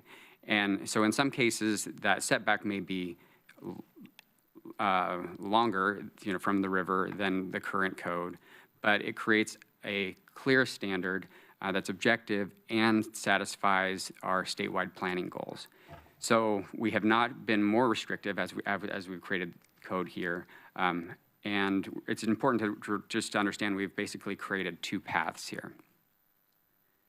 So this code was drafted by staff. You know, they did the long, tedious work going through those hundreds of pages of code to identify what is subjective, and developed this set of code that's been before you several times now. This was reviewed by your planning commission. This is your advisory body, and was recommended for approval. And each time we've brought this before you, we've gotten several lengthy emails or letters from land use attorneys saying that we should be doing things different with the code, or this code is problematic. And we've tried to address those each time and explain our perspective on their perspective. But we weren't getting anywhere with that. And so after the 5th reading, Commissioner Farr suggested that we should have a facilitated conversation. So I reached out to LCOG, thought that they would be a good neutral party. We've worked with them for several projects in the past, and I have a lot of trust and confidence in them. And LCOG staff did a great job convening stakeholders. They conducted a series of meetings. I think there were about 6 meetings with the different stakeholders, and really tried to define what are the key points that we're arguing about here between the stakeholders. And there's the LCOG information summary that is in your packet, and you've probably read through that. and there's a table in there, Table 2, which has this bulleted list of the key issues. And so there aren't very many. I was kind of surprised that we were able to get it down to a pretty small list. So those 4 key stakeholder points in the land use attorney column. So the first one is that the riparian code is already clear and objective. And so staff, and it's my understanding that our legal counsel's office don't agree with that position, because our code has a numerical threshold that says a landowner can remove up to 25% of the vegetation, but it doesn't say where that removal can happen. So that's subjective. So we needed to do something about that. And so the code that's proposed has a way that says within a certain feet of center line, so it's a view for the house, the landowner can remove vegetation. And so that's how we've got at that. So we have this differing opinion that our code is or isn't subjective. So the second one was that the code amendments should be limited. We agree, that was the charge, and it should be more housing friendly. Well, that wasn't the charge of this code. And again, if you want to go down a path of creating code that's more housing friendly, I think that would be a great thing to do, and we should look at that. But that's a whole nother project. And staff is trying to get, Land Management Division is trying to get to projects that create more housing-friendly code. We have a project to look at our manufactured housing code. We have developed flex zoning criteria in Blue River that we would like to apply to our other unincorporated communities. Unfortunately, because this project has dragged out for many, many months, we haven't been able to get to some of those big projects that we want to, that will make our code more housing friendly. But I think there's more that we could do. And I think that if we engaged a consultant to help us with that path, as I've suggested, we could get along that way. Director Hurley, I think Commissioner Farrar has to After Dr. Hurley's finished, before the presentation, please. Oh, absolutely. Continue on, sorry. So we're looking forward to that work. The third point was that a Measure 56 notice was inadequate. That's sort of water under the bridge and really doesn't help us resolve this issue with code. And then the last one was that we're at low risk of enforcement from LCDC. And I would defer to County Council on that. So there's a petition for enforcement and whether that enforcement will actually come. But again, it doesn't really help resolve this issue, but it does beg the question of how much time we spend on this. So that's up to you all and how much risk you want to assume in that realm. So we brought this code several times, and we haven't received what we've been wanting from the land use attorneys for alternative code to look at that we could bring, and so you could decide between what staff developed or the land use attorneys have developed. We've only received a legislative version of the riparian code, and it only has 2 sentences in it that are added. So one of them is stating that the regulations are clear and objective. I don't think by stating that we can say that they actually are. The second one is that it wants to state that the removal of non-indigenous vegetation is not regulated. So then that got us into this whole thing about what is indigenous vegetation. It's a problematic term. Again, I think it would be great for us to engage on a project that does an overhaul of our riparian code, but we were trying to keep this fairly limited and haven't gone there. So, I've talked to botanists, this is a problematic term of what is native, what is non-native, what is indigenous, what is noxious. In the last email from Mr. Close, he recommended pointing to an external site that he said could tell us what is indigenous or not. I looked at that site. It was not clear. There's not a listing there of what is indigenous or what's not. You can look up any plant, it'll even Scotch broom, and it'll say you what the range is, but it doesn't clearly say what is indigenous and what is not. So that's problematic. And then there's, talking to County Council's office, it's also problematic to point to an external site that can change over time because we have to adopt what's exactly in that at that time. So I think we could move to where we're saying that, particularly noxious weeds are not regulated. We don't want those. But the challenge is if a landowner has, say it's California redwood planted along the stream bank that's holding the soil in place and providing shade. We wouldn't want the landowner to be able to come in and just, clear cut that and then not plant something else, because we don't have anything in our code about replanting. Again, that would be a great thing for us to add, but that wasn't part of this project.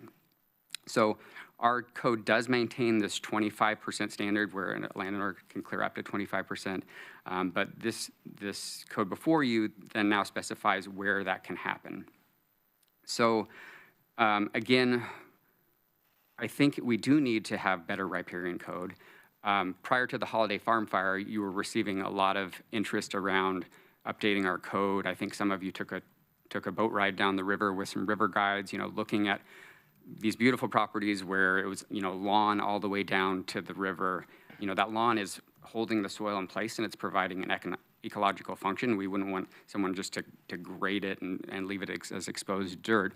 But it's not providing a lot of ecological value for shading on the river, for providing nutrients for the food web in the river. So there's more that should be done with our code. So here we are today. We've prepared a code that isn't more restrictive, but provides an alternative path. We have this petition for enforcement, and so we're in sort of a timeline to try to get something passed.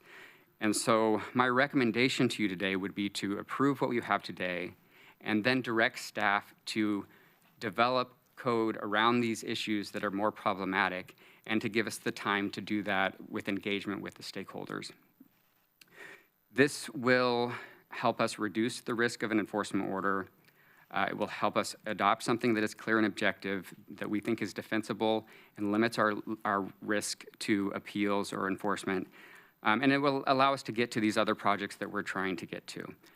If you choose not to approve today, that is completely your purview. You're the policymakers. We defer to that. We are just trying to limit your risk in the best way that we think we can, and in consultation with County Counsel's office.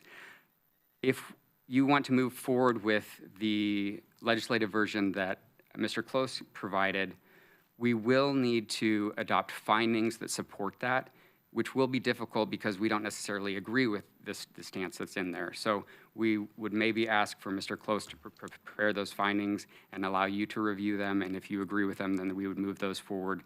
But just to make you aware that we would need that additional piece before we can have those adopted and moved forward. So that's the issue as I see it. Again, I'm not an expert in this realm, but just to try to bring you along on, how we got to the point where we are now and the current status of the project. And I'll leave it to your questions there, or we can move on to the staff presentation. Commissioner Farr. Thank you, Chair. And, Director Hurley, since you mentioned my name, I'm going to take a few minutes to respond to the things that you've said. The first thing I'll refer to is the last thing you said. You'd like us to pass the ordinance today, and then move toward revising code with $150,000 or whatever it is that's been allocated for that. I'd love to do that. And subsequent to the presentation today, I may in fact be inclined to do that. However, I need to point something out. At the very start of your discussion today, your presentation just now, Mr. Hurley, you said, "I'm confused." Now, you're the Director of Public Works, and you're confused. Dan, you're the Director of Public Works, and you're confused. See, I'm working on shelter beds. I'm working on sewers. And you're the Director of Public Works, and you're confused. Boy, isn't that a strong statement to anybody listening to this? That if you're confused, how are we as a board expected, with all of our other many obligations that we have, but not experience some confusion when we're faced with these pages and pages of information, and when we're faced with objections from well-positioned people in our community that give us reasons that the ordinance needs to be revised before it's passed. So clearly, confusion is sort of the order of the day, and you stated it as the Director of Public Works, and you're the boss of all these folks who are writing this. So, and Ms. Mokrajewski, if Mr. Hurley's confused, then you're a step further down the road of confusion, because you're one step further away from the work that's being done. The work's confusing. And you were placing it in lay terms. I am lay, most certainly, in this situation. So I like it in terms that I could explain to my neighbor after hearing it. My neighbor who is even further removed from the direct work that's being done. So what I've been looking for all along is making certain that we are doing the best that we can for the property owners in order for them to build a house on the property that they own, wherever it may happen to be. There are some elements of this. The length of a football field is 300 feet. Can anybody picture the length of a football field? I kind of question that just as a stock measurement that we use. We'll get to that later, but that can be overcome perhaps. And Ms.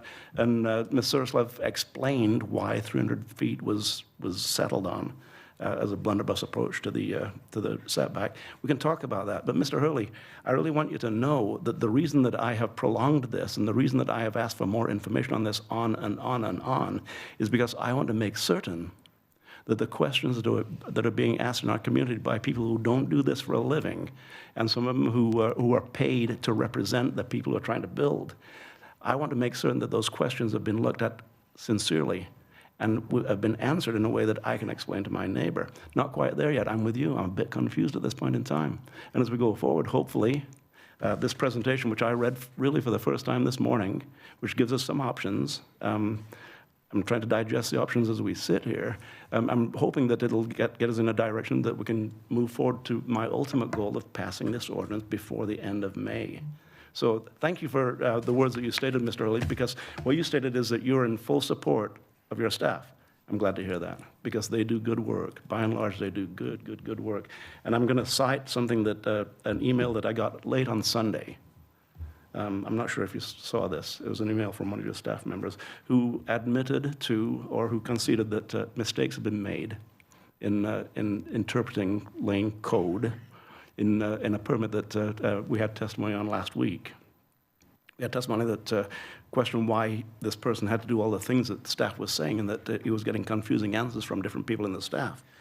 And the email says, I want to acknowledge and take responsibility for the communication issues that Mr. Andrus experienced between LMD and ECS staff.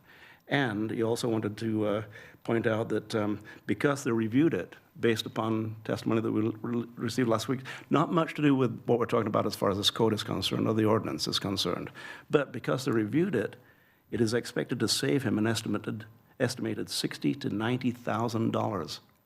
Now, that's not pocket change, and as we move forward with this, we'll talk about the financial implication that's pointed out by the staff, that we've spent $100,000 since the first reading on this.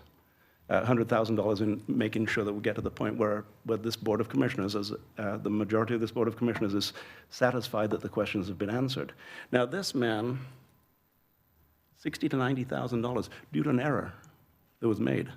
So, I'm just reading from this. The only citation I have is this email that I received on Sunday, and I don't know if anybody else read that email.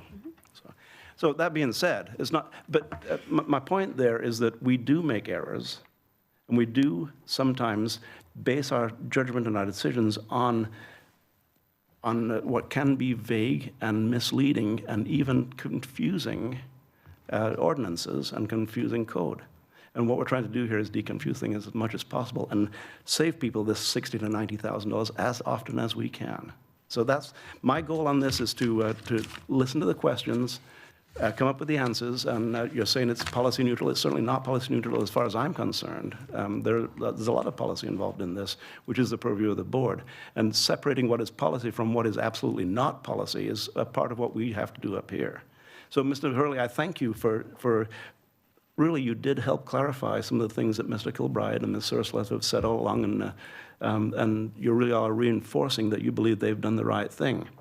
And in the recommendations on the board packet, which I think was revised yesterday, I think the board packet was revised yesterday, the recommendations says that staff supports what they've written. Well, I would expect them to support it, but support seems to be, at first blush, seems a bit adversarial, which means I support it, so anything different than this I don't support.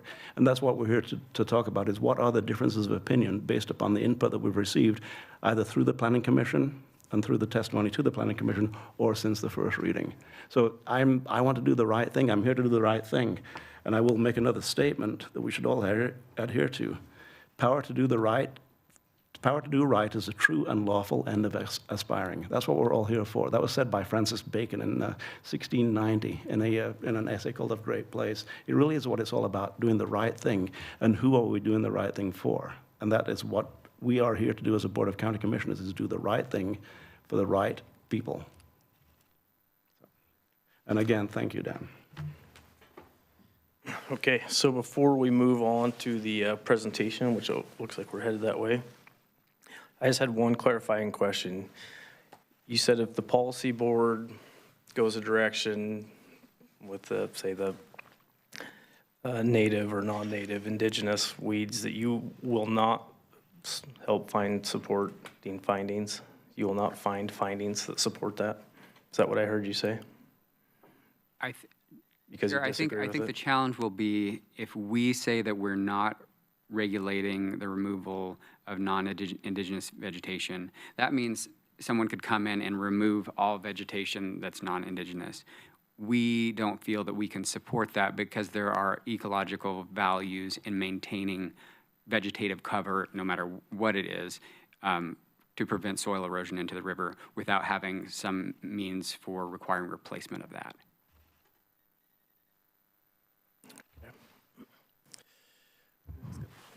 Please. And then just to follow up with that, and that would be in the review of the riparian code specifically to put the replant, to finish that sentence, that would come. That would be my. That is not part of this. That would be my recommendation. So it is something that is desired of the division to work on, but it is not part of this code amendment specifically, and to comply with state law. Thank you. Helpful. Commissioner Lovell. Thank you, Jared. Didn't mean to open up all this discussion, but it did spur some more thinking. And thank you, Commissioner Farr, for all your comments and your insight. I appreciate it very much. You answered a lot of my questions that I had. But there's one lingering quote that I still need to kind of put out there that I would like us to make sure that we're framing our presentation and our intentions and our visions with land management. And Dan, Director Hurley, you said that the charge of this code was not to make this more housing friendly. And in my opinion, everything we do here needs to make housing more friendly. So I'd like to just put that out there as just a vision that I have and what I will support and what I will move forward with any decision I have. So thank you. Okay, I think we're ready for the presentation. Okay, Thank you, Mr. Chair Senega. And thank you, Director Hurley, for starting us off. Good afternoon, Commissioners, or good morning, Commissioners. I'm Rachel Sursliv, Staff Planner for this project, and with me today is Kevin Gilbride, Senior Planner, and then Assistant County Counsel Ann Davies has been supporting us through this project. So staff were before you last with Ordinance 2507 on April 7th, 2026 for a work session, and we're here before you today for a 7th reading of the ordinance. At the work session, staff went through our evaluation of the code changes proposed by the land use attorney stakeholders. That information and staff's position regarding those amendments is detailed in the agenda cover memo that was provided for today. Also in the memo for today, staff provided information about how this project supports the development of housing, since that was a topic that came up at the work session on the 7th. So since we've already talked about the code presented by the stakeholders in detail at the last work session, I'm just going to cover some of the points regarding housing that have been brought up. So the ordinance that staff is proposing, if adopted, will reduce permit complexity, processing timelines, and cost. The clear and objective criteria provide explicit standards that provide a more straightforward path to permitting housing, which can be evaluated in a Type 1 permit. The Type 1 permits also have faster processing timelines, and based on our current timelines, applicants will get their land use approvals approximately 2.5 months sooner than if they needed to go through a Type 2 discretionary process. The cost of a Type 1 permit is also less than a Type 2 discretionary permit. Depending on the type of Type 2 permit that an applicant would need for their specific proposal, an applicant could save up to $500 to $2,500 on land use permit fees by opting for the clear and objective pathway. Lastly, while staff advises property owners to get their land use permits prior to hiring contractors or ordering building materials, sometimes folks are anxious to get started on their projects, rightly so. This means that they may do these things prior to getting their land use approvals, and they may end up paying for time spent waiting for their land use approval, paying for those contractors that have been hired, and maybe building materials that have been ordered. However, if permit timelines were greatly reduced because of the availability of a Type 1 process, property owners could potentially spend less money on those costs that are attributed to waiting for their land use approvals. There was a lot of information in the memo for today, but all of that information, as I said, was covered at the work session last week. That said, staff is happy to talk to the board in detail and answer questions about that information. Oh, you're already there. And moving on to board actions, staff is recommending that the board motion to approve and adopt Ordinance 2507 today as has been drafted and presented by staff. The alternative action is that the board can motion for staff to make changes to the ordinance and return for 8th and 9th reading on May 5th and May 19th respectively, if the board would like to see the stakeholders' version adopted. If the board motions to incorporate the changes made by land use attorney stakeholders, then there is more discussion that staff would like to have with the board regarding legal issues with that direction, specifically in drafting findings and adopting findings for the stakeholders code. So that's all for our presentation today, and I'm happy to answer questions. Thank you. Okay, to the board. Commissioner Farr. Thank you. I'll start with a couple of questions. My bias is toward passing this ordinance today by the end of May. My bias is toward doing that and making certain that I'm able to answer the questions. I say of my neighbor, I'm just using that as a figurative person, somebody who doesn't know anything about land use, that I'm able to answer it in terms that they understand. And Ms. Ursula, thank you. Last week I asked you to give me, asked if I could have a listing of proposed amendments that by the stakeholders, and you said that you'd already sent that, and you had indeed. I think you sent it 3 o'clock the previous day is when it came to us. So I have read that since then. And as we move forward, one option that I have is to propose a series of what in the legislature we call dash amendments. I spent a little while in the legislature. We don't have dash amendments here, but this is just a term that I'm going to use. So what I may propose by the end of this is 2 or 3 alternatives. That is to say, this is the ordinance as we are proposing and we support as staff, and this is the revision to the ordinance that has been suggested by stakeholders and or the Board of Commissioners, the majority of the Board of Commissioners. There may be 2 or 3 of them, and by the end of your presentation, there may in fact be none of them. But that's what I'm proposing to do, is to look at some of the, in the balance of this presentation that you gave. You did give some pretty clear suggestions by what we call the stakeholders as to what the dash amendments may be. And before the end of today's presentation, and before we pass or elect to move to an 8th reading, my direction may be to give you a request to provide legislative language for alternatives to your proposed ordinance, so that if we do go to an 8th reading, that we can look very specifically, not at a broad range of items in this ordinance, but a couple of very, very specific elements that we could consider as amendments to the ordinance, or we could listen to staff's presentation as to why they support them not being amendments to the ordinance, and at that point make a decision about those. Not making a decision whether or not to add those amendments today to the ordinance, to change the ordinance, but why we should not suggest that those be added as replacement language. Did I make myself fairly clear on that? I think so. Okay, good. And I think I stand in awe of the work you do, because I don't get to focus on that, and I would love to. I get to talk about it. 8 times now, because this is the 8th reading, right? And dashes in between. And you do tremendous work. All of the requests and all of the permits that you get on a regular basis in your department, Stan, is awe-inspiring. Because we're a county the size of Connecticut, and you get stuff from the top of the Three Sisters all the way to the Cedar Head Lighthouse. So I have more questions to ask, and as we move toward the final directions from the board today, whether it be passage of the ordinance or whether it be an 8th reading to include some amendments, some optional amendments, then I'll listen to what other commissioners have to say and perhaps listen to what you have to say, Mr. Kilbride and Ms. Surslow. So thank you for that. I may be back in fact, I will request being back at the end of the queue. Okay. To the board, anybody else? Mr. Lovell? Yeah, thank you. Just a quick comment. I would support that, Commissioner Farr. I think it's a good idea. Some of the parameters to get this moving along, but also have a gate for some parameters that also could be added later. So I think it's a good suggestion, and I would support that.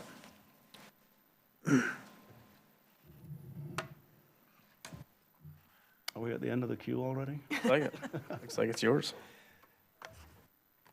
Well, I didn't get any more input as far as what I'm going to recommend. But in today's packet, Ms. Surslow, in this presentation, that's not what's been up there, but the balance of the presentation, you have some stakeholders' proposed amendments.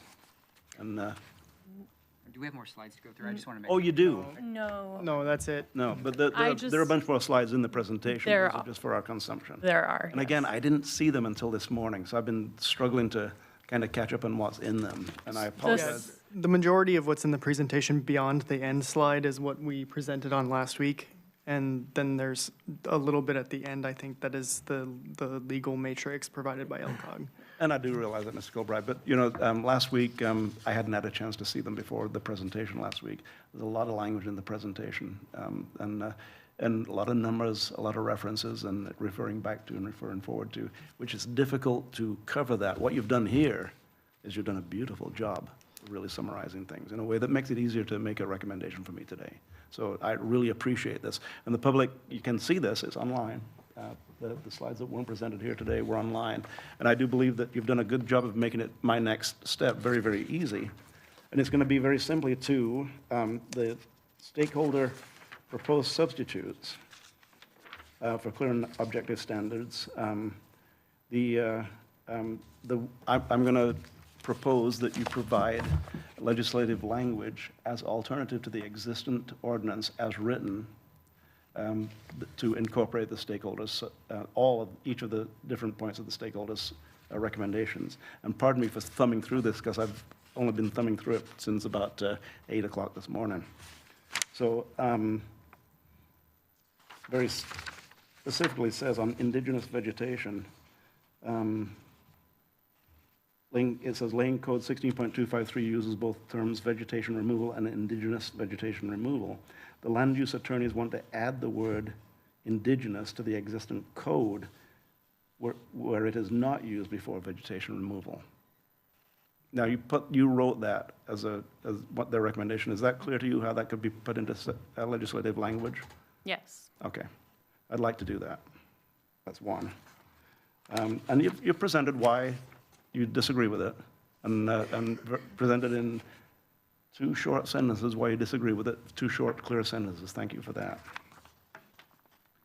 The next is riparian regulations, indigenous on vegetation removal standards, and I'm going to go back to some of my other notes here. Land use attorneys think these standards are already clear and objective, and you've stated that by and large you disagree with that. So I don't see any proposed legislative language on that.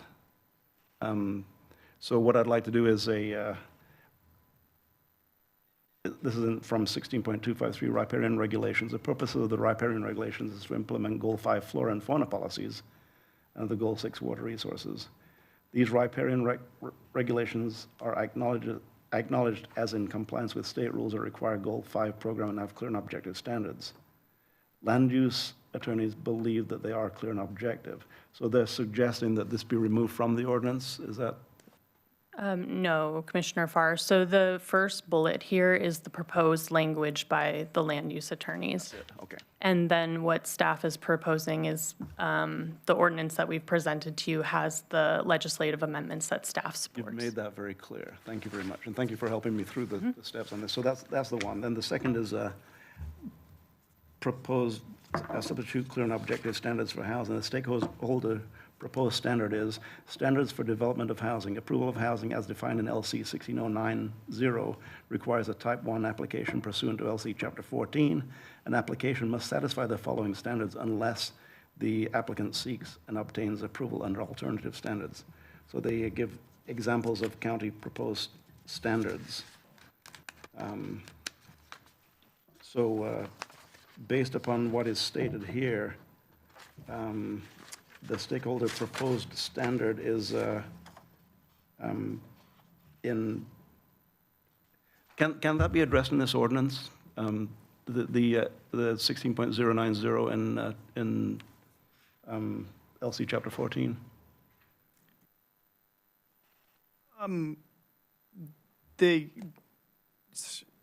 If I understand your question, you're asking if their proposed language could be inserted? Mm-hmm.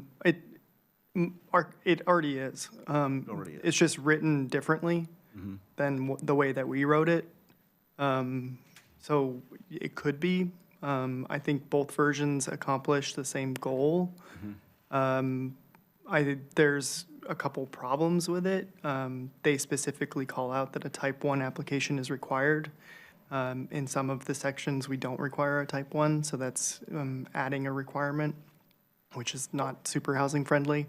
And each of ours is specifically tailored for the code section that it is added to. So I'd say that their version doesn't do more for what you're looking for. I think our version does the same thing and just is better. Then I will table that one. Okay. Thank you. Then the next one is any dwelling and accessory structures must be set back 50 feet from the ordinary high water line. And the proposal in this is 300 feet. So a legislative alternative would be 50 feet as opposed to the 300 feet? You could propose that, but it doesn't, the minimum setback in the greenway is 100 feet based on the code, the existing code. So if we gave a 50-foot, it's automatically in violation. You could move it back to 100 feet, but we don't consider that that satisfies the rest of the discretionary criteria required for citing a dwelling. So I'm not sure how you could write findings that demonstrate that a minimum 100-foot setbacks compliance with the rest of the standards, because the RCP, the Rural Comprehensive Plan, has a smorgasbord of standards for housing, and 100 feet is just one of them. And Ms. Surslev last week. That 300 feet is just for the greenway. Yeah. We're not talking about all riparian. Yeah, sorry, yeah, riparian has two different setbacks, but the one that applies is 50 feet, and that's just the base setback in rural residential zones. And the recommendation of the stakeholders is to substitute the 50 feet take the 300 feet out and put the 50 feet in. Only in greenways is what it seems like. Then I'm inclined to ask you to provide that as an alternative, and then we'll have this discussion again when we discuss that in 3 weeks. Rachel, please go ahead. My question's kind of for Kevin, and to point out that I think it's unclear what the stakeholders are trying to achieve with the 50-foot setback. It seems like they wanted it across the board. Yeah. But it's unclear from what they've given us where they think that 50-foot setback would apply. And just Kevin's correct with the greenway. I just wanted to also point out that having the 50 feet apply in the coastal overlays would also be an issue, since there are some setbacks in the coastal overlays that are 100 feet. And so by the stakeholders saying they want a 50-foot setback across the board, it also violates the coastal overlays in providing a lesser setback where we can't provide a lesser setback. Well, that is a brilliant answer. Thank you. Because one thing that I've always asked for, and you hear me like a broken record saying, are we exceeding state requirements? And if we are, why? And you typically answer those questions pretty well for me. In this case, we are failing to meet state requirements. And I also asked that question, are we exceeding or are we failing to meet? So in this proposed standard, if you brought back alternative language, to consider instead of the existing language in the code, the discussion would be surrounding whether or not are we meeting state standards on that? And the answer would be no. Okay, well, let's bring that forward as a proposed alternative to existent language, so we can have that discussion in public at the next meeting. To clarify, Commissioner, you want us to bring back that 50-foot allowance even though we know it's not compliant with state code, or just in the areas where Yes. where we could? Yes, I am. The asking, first? even though you know it's not compliant. It's an alternative to the language that you support, which is the proposed language in the ordinance. And the discussion that I would like to have on that is that the reason that we're not changing that, unless people feel that today's discussion is adequate, is because it doesn't meet state standards either in the coastal overlay or in the greenway. Okay. Kevin, you have a bit of a furrowed look, so No, I'm just trying to figure out how I would do that. and you know, Thinking ahead. okay, good. All right, I'm glad you are. Then now the 300-foot stock step back, length of a football field, which is, boy, that's beyond that building over there. Certainly, we wouldn't need a 300-foot setback in many cases, but it's just as a general rule in the greenway, so it completely meets all state regulations. In some cases, it would exceed state regulations. We don't think so, no. We don't think so. Okay, good. That's the answer that I wanted to hear on that. Thanks, Kevin. Then there are some examples there of the county proposed standards and other discretionary standards, and then indigenous vegetation. And this is the one that's kind of been volleyballed around a little bit, is what is and what isn't indigenous vegetation. I would long for a list of indigenous vegetation, or a combined list of what's indigenous and what is invasive or non-indigenous. But you pointed out redwood trees. They're not indigenous. They don't grow here. People plant them. They stay. Do we want them to hack them down indiscriminately? No, we don't, by any stretch of the imagination. So it becomes a pretty gray area, what is indigenous and what isn't indigenous. And I did, in fact, look at the, in fact, I have it in front of me, the Oregon State Flora. Excuse me, and I'll give you the exact name of it. It's Oregon Flora, your comprehensive guide to the vascular plants of Oregon. And you're right, Dan, there's no list in there. There's no actually described list in there. But I am proposing that you bring back alternative language for us to consider 3 weeks from now. With the term indigenous vegetation. Commissioner, could I suggest an alternative? Please. It might be easier to say we don't regulate noxious weeds. So the State Department of Agriculture has a list of noxious weeds. And so that includes tansy and, blackberry and things like that. Rather, this term indigenous is not a very clear term. But that's just an alternative. Yeah, that's a good alternative because it really is noxious weeds that we're talking about. And when I bring up examples, I living in dairy country, tansy's a big deal. And living on the Trask River, tansy's a big deal as I did growing up. So, so the stakeholder proposed standard substitute in noxious with in. You could look at that and try it. Okay. Is that clear, what I'm asking for there? Because it's not quite clear to me. It's clear if you're applying it to the previous section, Land Code 16253, where we're talking about riparian vegetation, but the stakeholders here are proposing to put it in the greenway and in the coastal overlays. Yeah. And those overlays, they don't regulate indigenous vegetation or specifically riparian vegetation. Those sections refer to, the coastal sections specifically refer to lakes and estuaries, which aren't necessarily riparian, depending on how you define it, and how the Rural Comprehensive Plan defines it. And they're also proposing this in the Greenway zone. And the Greenway doesn't directly address vegetation like that. Greenway is all about preserving the Willamette River for the public good. And so it talks about vegetation generally, not indigenous.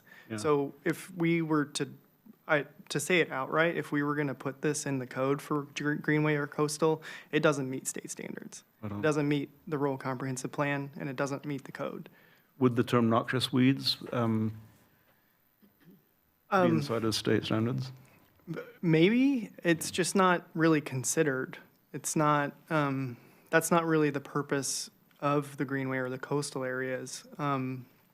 If you inserted a term like that into the riparian regulations, it might accomplish what you're looking for. But for where the stakeholders are proposing it, it's pretty far outside this, any scope that I would consider. So a bit of a hybrid of taking Willamette Greenway out and coastal overlay out. Could you give me some legislative language that would address noxious weeds without falling afoul of state rules on the Greenway? And I'll tell you about the Greenway. When we had Occupy Eugene over here, underneath the Washington Jefferson, that was in the Greenway. And I went deep into, can we ask people to move their camp outside of the Greenway? Well, we couldn't, because it wasn't vegetation.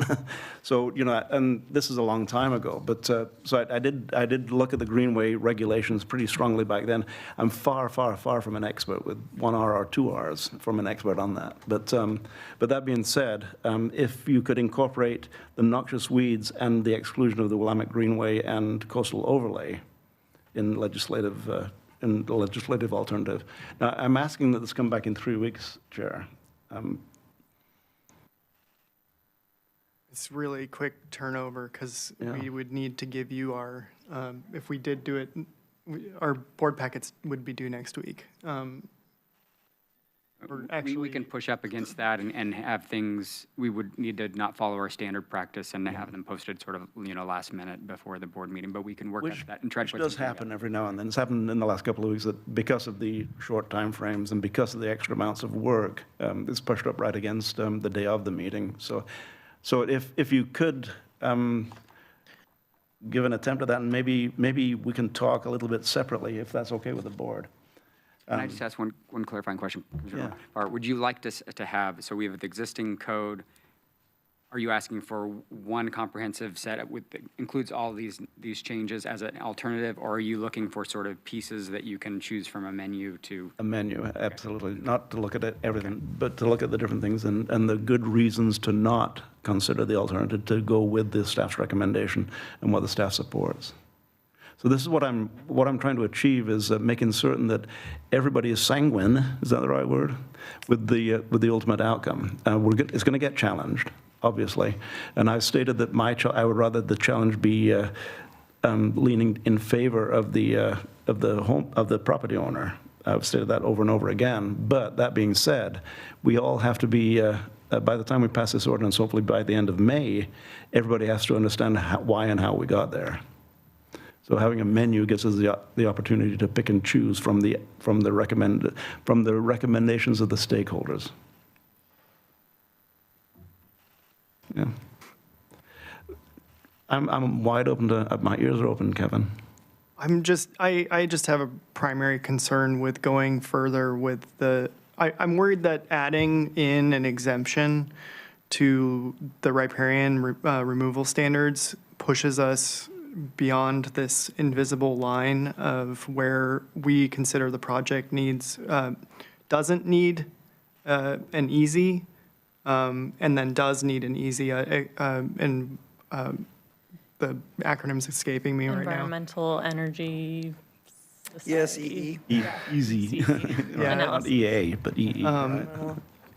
Because the whole, I get, the reason that we are kind of in this bind and from staff's perspective is that we took the ordinance as far as we could to make it as, to satisfy House Bill 3197 and make it as friendly to housing in those words as we could without needing to go into a different legislative process. And when we start going, because like we took the code and inserted our allowance for someone to build a house under clear and objective standards. And we inserted that and didn't change the substantive nature of the rest of the code. And so we kept this code that was approved by DLCD and LCDC and that's compliant with state law and compliant with our rural comprehensive plan. And then we stuck in a piece that was required by state law. to create clear and objective standards for housing. And then, but what it sounds like the stakeholders and what you're proposing now is to take that original code and start changing that too. And I think that when we enter in that realm, we enter a different legislative process. Yeah. So as much as I'd like to, because I really would, I would love to rewrite this code section. Yeah. I don't know if that's legally possible under this process. At this point in time on Yeah. this project, but the future project that's been hinted at and even and described, that's where it could be addressed. Yeah. And I'd say that it's not something that's not allowed currently. Because there's a bunch of different allowances in the riparian section that let you do a whole list of things in your setback area that don't necessarily comply with the vegetation removal standards. And we've got type 1, type 2, and type 4 permit options that you can go through to do that. And one of them that we see often is an enhancement plan, which would be to remove invasive species and to create a better riparian setback area for vegetation and species maintenance. And that's a type 1 process that we already have. Thanks. And you don't need to go further with that. You've made it pretty clear to me that this is a language that could be better addressed in the future project of looking at the 16.053. Okay, then this is a big step for me. I'm going to table that request.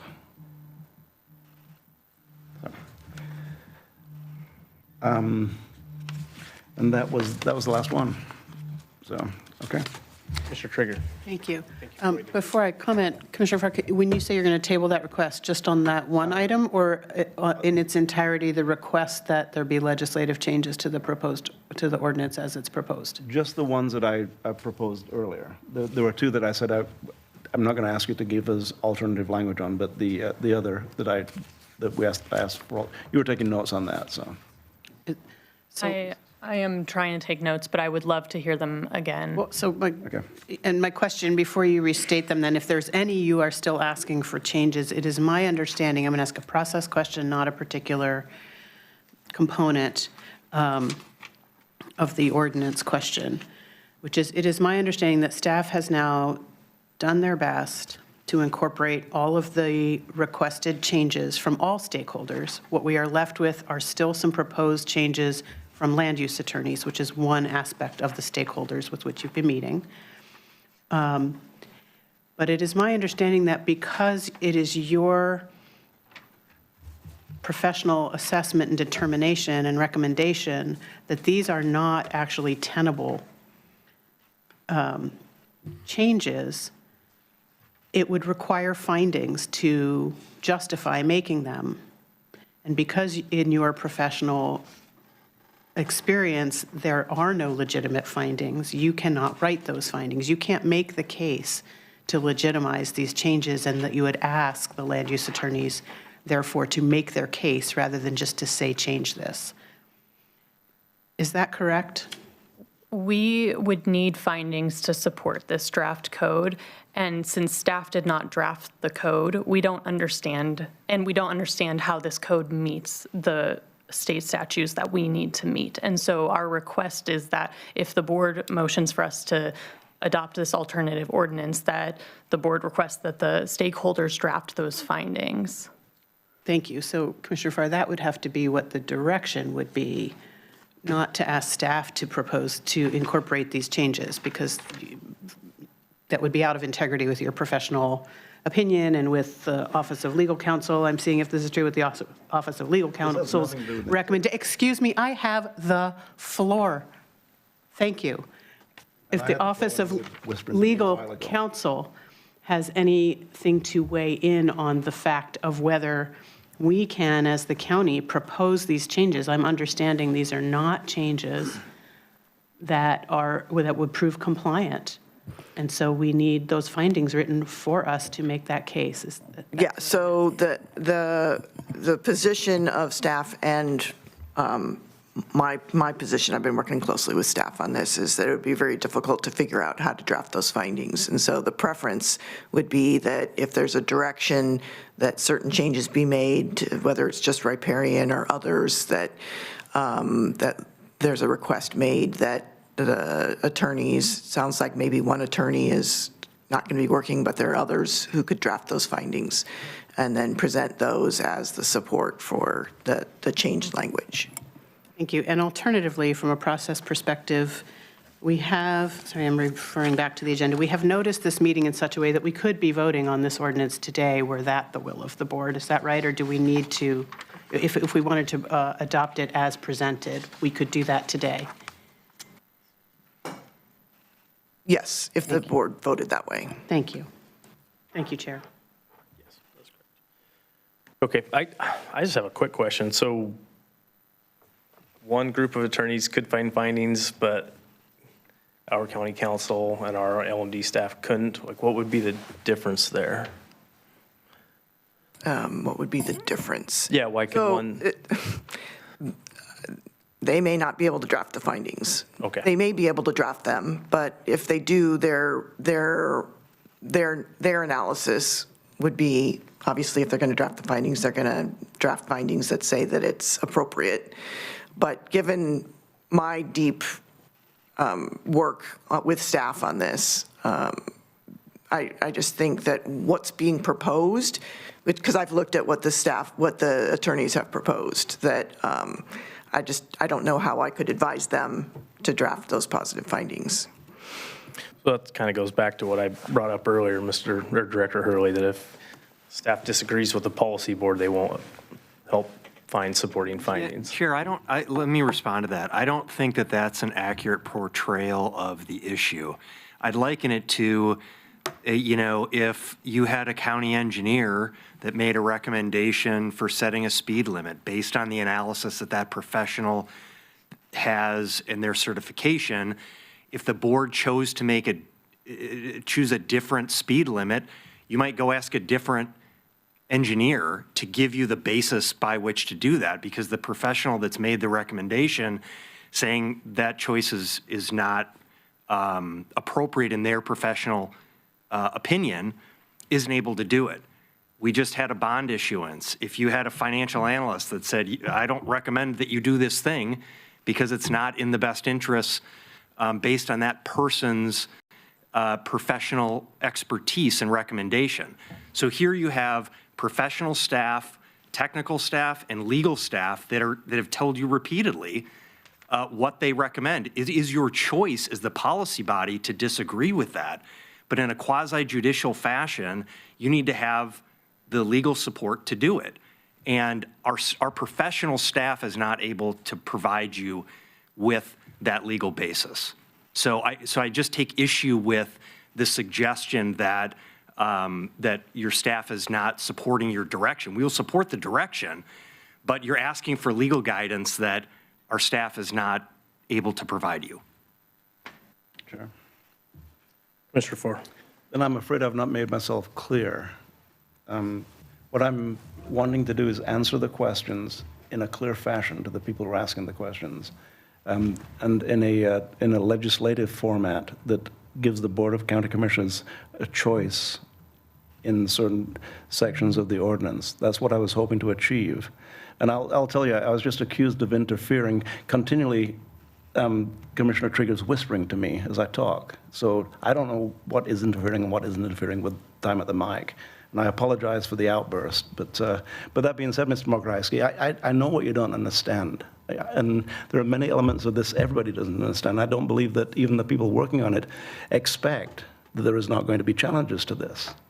And by and large, I'm very close to ready to passing the ordinance as it is today, but I need to be able to satisfy the fact that I have looked at every element that's being proposed by people who do this for a living, as you do, people who do this for a living who really have found that some of the elements of the ordinance are going to be more inhibitive of developing housing than we as a board, and all boards, past and future, I would venture to guess, more inhibited than the board would like, than any member of this board would like. So that's what I'm trying to achieve here.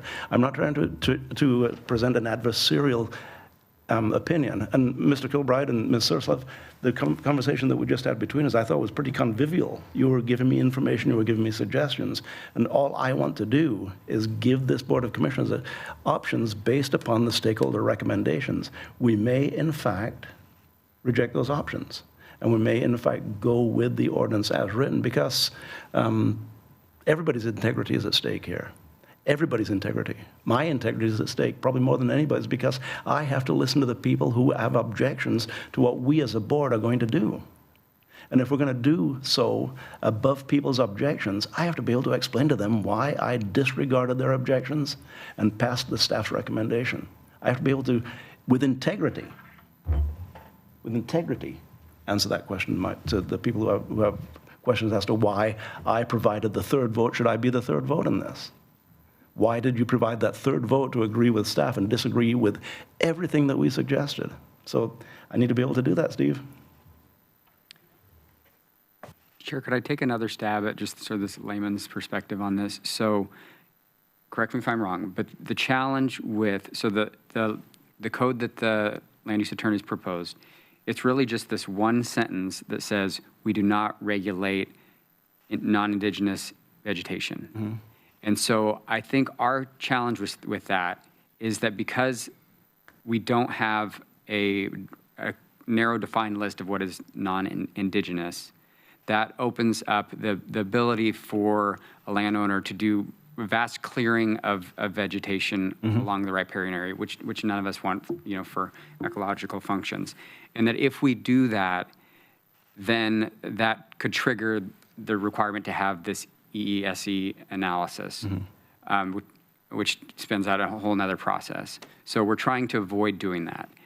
And so I think it's our feeling that we can't draft findings saying that we're going to remove this regulation and we're not going to do the environmental findings, and that we think that this is defensible. So we could put findings together, but then we think we'll be challenged with a lawsuit on them and that they're not defensible. So I guess we could maybe look at a third alternative where we're trying to accomplish maybe what they're trying to accomplish with some additional language that includes something about replanting, or narrows it to noxious weeds versus indigenous. So that's, yeah.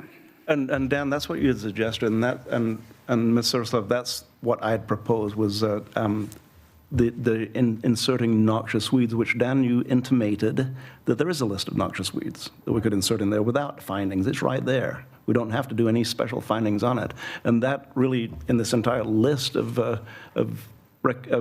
stakeholder recommendations, that amended, that hybridized recommendation is what I'd asked you to do, was with a list of substituting noxious for non-indigenous.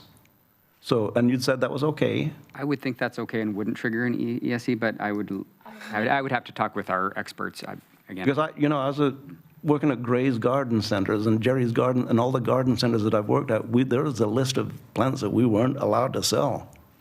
Start with that, the English ivy. So Himalayan blackberry.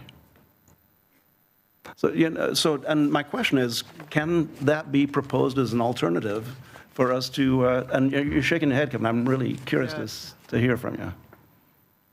I think we both have the same answer to this. It's that I think it's what I was talking about earlier, is that by adding an exemption and adding language to a code that we didn't change any of the primary aspects of. And so as soon as we do that, I think the Oregon administrative rules that regulate how we do this process say we have to jump into that other process. And I trust your opinion. That's not your opinion. That's you're stating fact at that point in time. Of course, I trust that. And really triggering more delay in passing this ordinance is certainly not the direction I want to go. Yeah, and I don't even think that delaying the ordinance to write that in, I don't think that we can even do that lawfully. Got it. Yeah, I have some questions about how that would work if we went to a eighth reading. And and had alternative ordinances. I was kind of wanted to look towards Ann and see how that would work, since if there's a goal to adopt this on May 19th, and we have alternative ordinances at the 8th reading, then could we still make a May 19th final adoption date? And Ms. Davis, before you answer that, Council Davis, are two options here, and one of them is what I'm leaning toward, is move to approve the 7th reading and set an 8th reading for May 5th, 2026, and direct staff to revise ordinance 2507 as directed by the board. You give that as an option, and that's what I was trying to do. So should I not do that? Is that what you're saying? That really should... That option's gone? It is an option, but the direction needs to be very clear on what the legislative changes are. So I was hearing you say that you wanted a menu of options for the next reading, and I wanted clarity on what that meant in terms of a legislative ordinance that could be moved forward for adoption, especially if you were thinking you wanted a menu of code options or alternative ordinances. And that's why my question was to legal counsel, because they will hopefully have some answers on how that works with reading ordinances if our goal is to adopt on May 19th. Then if I may, Ms. Davis, before you answer that, just suggest this, that a lot of the questions that I have, and I believe that a lot of the questions that have been raised by the stakeholders are covered in a subsequent project, which is a code amendment, in which a code amendment could cover many of the pitfalls that homeowners or home builders may have in trying to comply with the clear and objective standards. The clear and objective standards refer to code, and code can be changed. So by passing this ordinance, we're not absolutely stamping that this is the way it's going to be forever, because code is where it can be addressed. And you're assuring me that the questions that are being raised here can be addressed in code. Yeah, just through a different process than this one. Yeah. Yeah.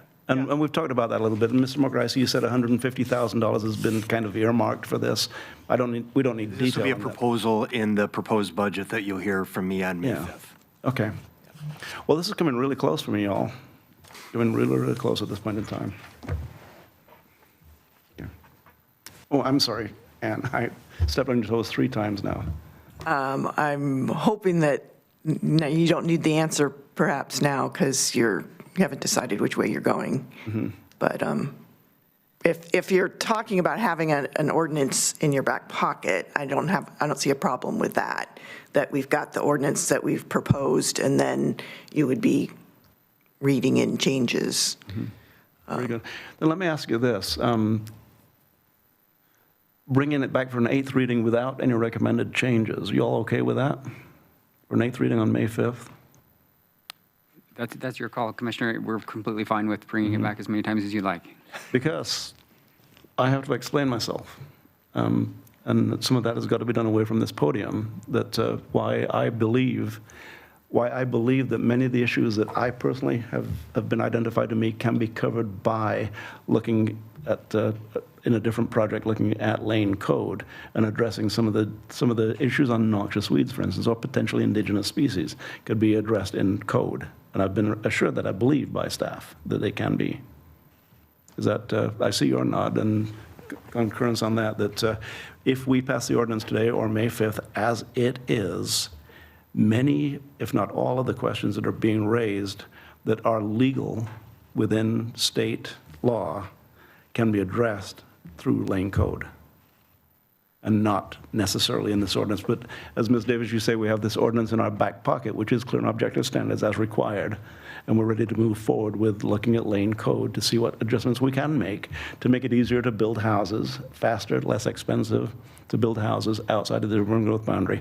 And as we all know, Dan, we're not going to solve the problem of all the, we're going to be kicking people out of shelter this month, you don't have a place to live. Sorry. Well, where can I go? Don't have any suggestions. So we're going to be putting people on the street. In the next breath, we're going to be doing that, So we've got to bear that in mind as we move forward, making certain that there is a great deal of urgency to address lane code, to find ways to make it easier. And I'd ask you to tell me how many houses have been built in the Willamette Greenway in Lane County in the last 5 years. I'm not going to ask you that, because I know it's a very tiny, tiny number. We're not talking about a lot of houses. We're not going to solve any problems of housing and shelter by building more houses in the Greenway, other than my contention that it does allow us to use the compact urban growth model that we love inside of urban growth boundaries more nimbly. If we don't build a 4,000 square foot house inside of the city limits of Eugene, I say we can build 15 front doors instead. So that's my contention on that, and I'll discuss that in public and private with anybody else. So, Chair, at this moment, I'm prepared to move forward with passing the 7th reading and asking for an 8th reading on May 5th. So just to be clear, Chair, before I try to second that, is that the second board option, Commissioner Farr, that you're after? Yes. Yes, but there's no revision. I'm not recommending any revisions. Okay. Chair, can I ask a clarifying question? Commissioner Farr, without any revisions, and we did get clarity that we could pass the ordinance today, so without any revisions, is there an advantage to punting this a few more weeks versus adopting it today if we're not proposing any revisions, since that is within our... I was a punter in football, and this is not punting. It's the punting. This is furthering it in a more deliberative fashion to help me to explain the conclusion that I've reached today. So it's not punting, it's just, it's still well within the time frame that I had personally established before the end of May. Okay. We have a motion to pass the 7th reading and set a 8th reading for May 5th. I'll second. Second. Have a motion made by Commissioner Farr and seconded by Vice Chair Buck to once again set the, approve the 7th reading and set the 8th reading for May 5th. Any discussion of the motion? Commissioner Lovell. Chair, I'm not sure if this is a discussion of the motion, so correct me if I'm out of line here, but I did want to ask the question in light of what Commissioner Farr was trying to get out. By not putting some of these revisions in this motion or this ordinance at this time, does it knowingly affect someone currently right now trying to get housing or trying to get a permit through? Is someone going to pay time or aggravation for this decision we're making today is my question. Because they don't have the clear and objective option, or I'm trying to get clarity on. Well, and that's my confusion, is there some hook with what this motion is proposing by putting this off? Is someone going to be in limbo for longer if we don't do something and accept this today that you know of? Not any more critically than we have for the past 6 months. Okay. It's been delayed, but yes, there are people who would maybe like to build housing under the clear and objective pathway who do not have a clear and objective pathway currently. Good, thank you, appreciate that. Okay, if that's all the discussion, Commissioner Farr. Thank you. And no small part of this is that something that really did drive to fruition today is the fact that we are going to be looking in the proposed upcoming budget at revisions of the Lane Code on 16053 and maybe other areas. So that's no small part of my decision to do what may be disappointing to some people listening to me right now. But I believe that I've listened to your recommendations. Dan, I've listened to yours today, your recommendations today, and Ms. Davies, with your deep experience, the fact that the issues that are being brought forward can more easily, more succinctly, and with findings be be looked at in the upcoming scrutiny of Lane Code. So. Okay. With that being said, I'll call for the vote. All those in favor signify with an aye. Aye. Aye. Okay. Vote passes 5-0. Every time. Thank you. Appreciate it. Kevin, thank you. Okay. Rachel, thank you. Next up, commissioner business. We have, does any commissioner have any announcements they'd like to make? Commissioner comments and remonstrance. Commissioner Lovell. Thank you, Chair. In light of what we heard today by Laura from Riverview, I want to kind of put this out there that this may be a future board request, but it's just not today. I do have some concerns and some information I want to share with the board. Mandates identify a floor, not a ceiling, she said in her public comment. And she wasn't asking to choose the stabilization center or the work of the Riverview Center. She was asking for us as a board to consider allocating a portion of what we're doing for the stabilization effort to this facility to continue what they're doing so that we can continue the service while we plan for the future. As we know, the stabilization center could be a couple of years out. We have some litigation we still need to sort through and some site preparation and all that stuff still going on. So this could be an option for us to consider going forward, is keeping this program alive. I must say, when I was visiting with him yesterday, I was moved to almost, I'm not exaggerating, to a PTSD sort of posture with some of the stories they have shared with these young women and these young men who have been violent and suicidal and traumatized. And even one instance where they had told me, and I forgive me for this being graphic, of a young girl who was 11 years old that was found to be in a barn in Bonita being sold for practicing of sex to older men, and she was there for 9 months before they found her and found the evidence on her phone. And to me, that is these people, I was impressed with their depth and their willingness to get into the mire of the issues and the problems that we have concerning our young folks. And I just have a heart to make sure that that effort goes forward, because as a parent of loss, as I've said many times before from this podium, that I don't want to look the face of another family in our community and tell them we didn't do enough to save their child. So my other concern was they had some issues with the crisis line, and I mentioned this in the Lookout candidate preview yesterday because it just affected me so much, is that our, and I had a conversation with Director Gray about this morning, so her and I had a very good conversation, and she was very, very gracious to me to have this conversation. And when I called the crisis center, it alarmed me because a answering service from Louisiana picked up the phone, and to me that was a little bit, it affected me disingenuously, because my expectation was, when I called the Lane County crisis phone line, I honestly expected someone from a Lane County office to answer the phone and direct me in a very toot-sweet manner to get me to the help that I needed, because I know that people that are in crisis, basically the experiences we went through, they're not going to wait 10 or 15 more seconds. And to them to even have the strength to call is a monumental hurdle to have in the first place.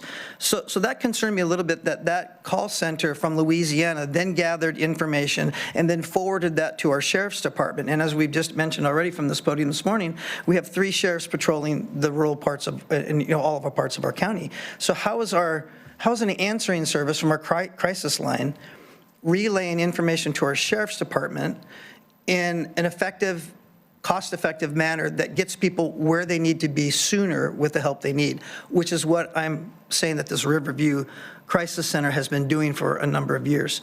So just a thought for the public that I wanted to put out is my comments here, is that the public needs to know that public safety needs our highest attention. Because if we're referring our crisis line people to our sheriff's department, and that's the pathway that the sheriff's department then goes and recommends a department that would help this particular person, our public safety department needs our highest priority. And so I just want to make sure that the public knows that. And we also, in the way these dollars are allocated, as Director Gray, like I said, so graciously educated me this morning, I appreciate that phone call very much. The crisis response dollars by the state have been mandated so much more tightly than they have previously that we cannot use them outside in any creative purview, as in what Riverview Center was pushing themselves past the boundaries to do. They had a crisis vehicle which made the mandate for the crisis funds happen in their particular facility, but they were breaking barriers by going out to the people's homes. Their stories they told me where they went out there in the mornings to make sure those kids got out of bed and went to school, and were at the school where they picked them up in the afternoon. They were so much more involved with the families' lives than what those dollars would allow. And I think for us to move forward in this long legislative session as a board, we need to really challenge the state and the state's CCO system, the continuum of care system that we have, is to like, hey, these dollars you're giving us are too restrictive, and we're leaving people on the floor by we're trying to grab for the ceiling. And that concerns me going forward. And so I'm here because I'm standing for my constituents who asked me to step in and help and to bring these issues to your attention. And I would welcome a discussion about it in the future. And I'm hoping that maybe we could get some sort of community or commissioner business assigned to this so that we can really get to the bottom of this issue that concerns me greatly. Thank you, Chair, for allowing me the time.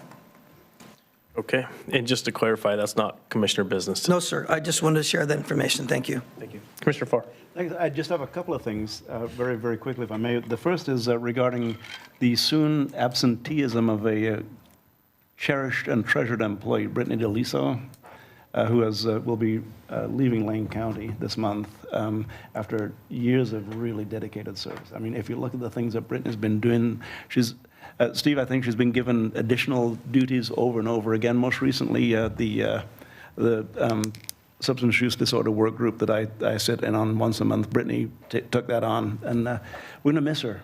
Not by very far. She's going to work for the city of Eugene in a very powerful capacity.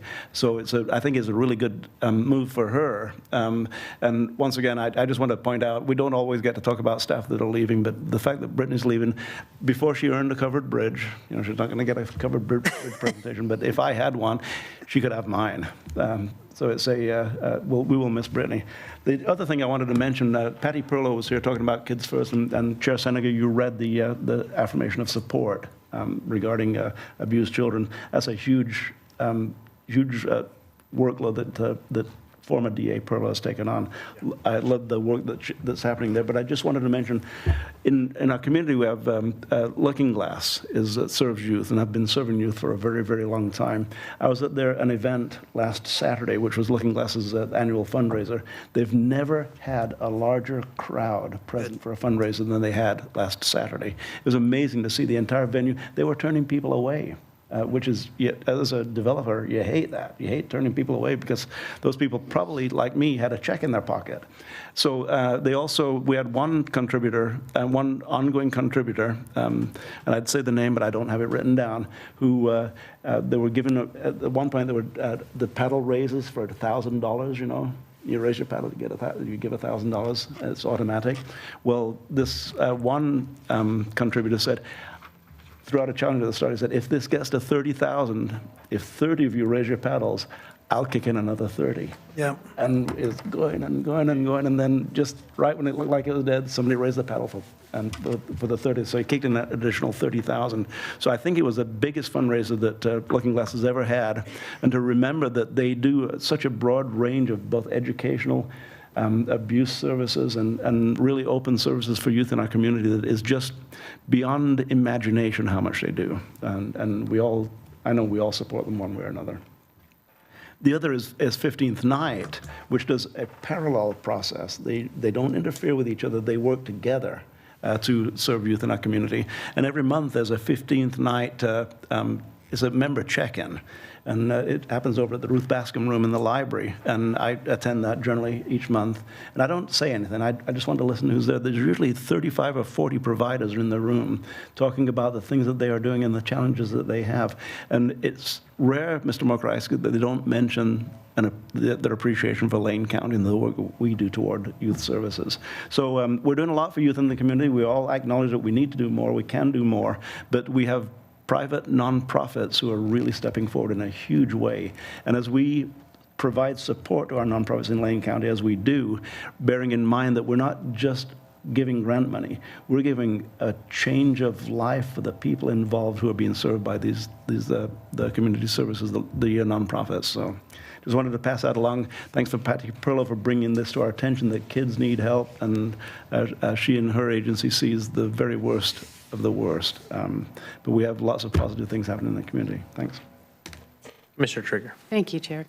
Thank you for reminding us about this morning's, it feels like a long time ago, 9 o'clock, but for Child Abuse Prevention Month statement, because we didn't have a chance to comment on it at the time, and I just do want to appreciate former DA Perlow for asking the chair to read that statement out. As a former foster parent, that is an issue that is very near and dear, and I really appreciate the chair for reading that out. I also just wanted to put in the record a very minor but I think important clarification and adjustment. In the earlier item on land management, Commissioner Farr referred to an email we all received from a land management division. You didn't name them, but I will, Keir Miller, regarding some public testimony from a constituent. And Commissioner Farr stated that Keir's email was essentially admitting an error was made. And in fact, I had seen it when it came in and I reviewed it as Commissioner Farr was making that statement. And there was no error. It was simply a statement of how there's opportunity for better communication across the different divisions within the department. This was about land management division on the one hand and engineering and construction services on the other hand, not having clear channels of communication, and this constituent sort of getting caught in the middle of that. And the best part of the email wasn't raising that there was this challenge, but that as soon as it was evident what the challenge was, they were immediately able to expedite the process and fix it. So I just wanted to put that clarification out there. Thank you. Thank you, Chair. Okay, thank you.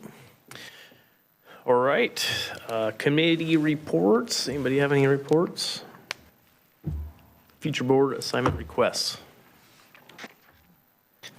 Seeing none, I will read us into our executive sessions this afternoon. At 1:30, we will re-adjourn. The first session will take place at 1:30 p.m. and is to consider information or records that are exempt by law from public inspection, and to consult with counsel concerning the legal rights and duties of a public body with regard to current litigation or litigation likely to be filed.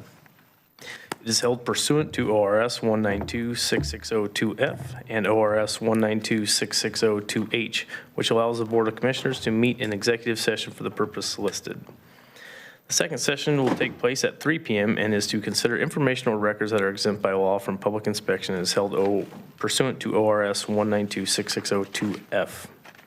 Representatives of the news media and designated staff shall be allowed to attend the executive sessions, and all the members of the audience are precluded from attending.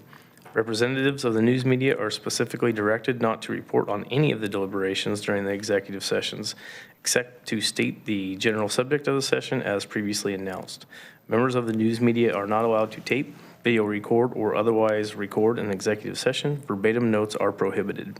No decision may be made in executive session. We will return to public session on Tuesday, April 28th at 9 a.m.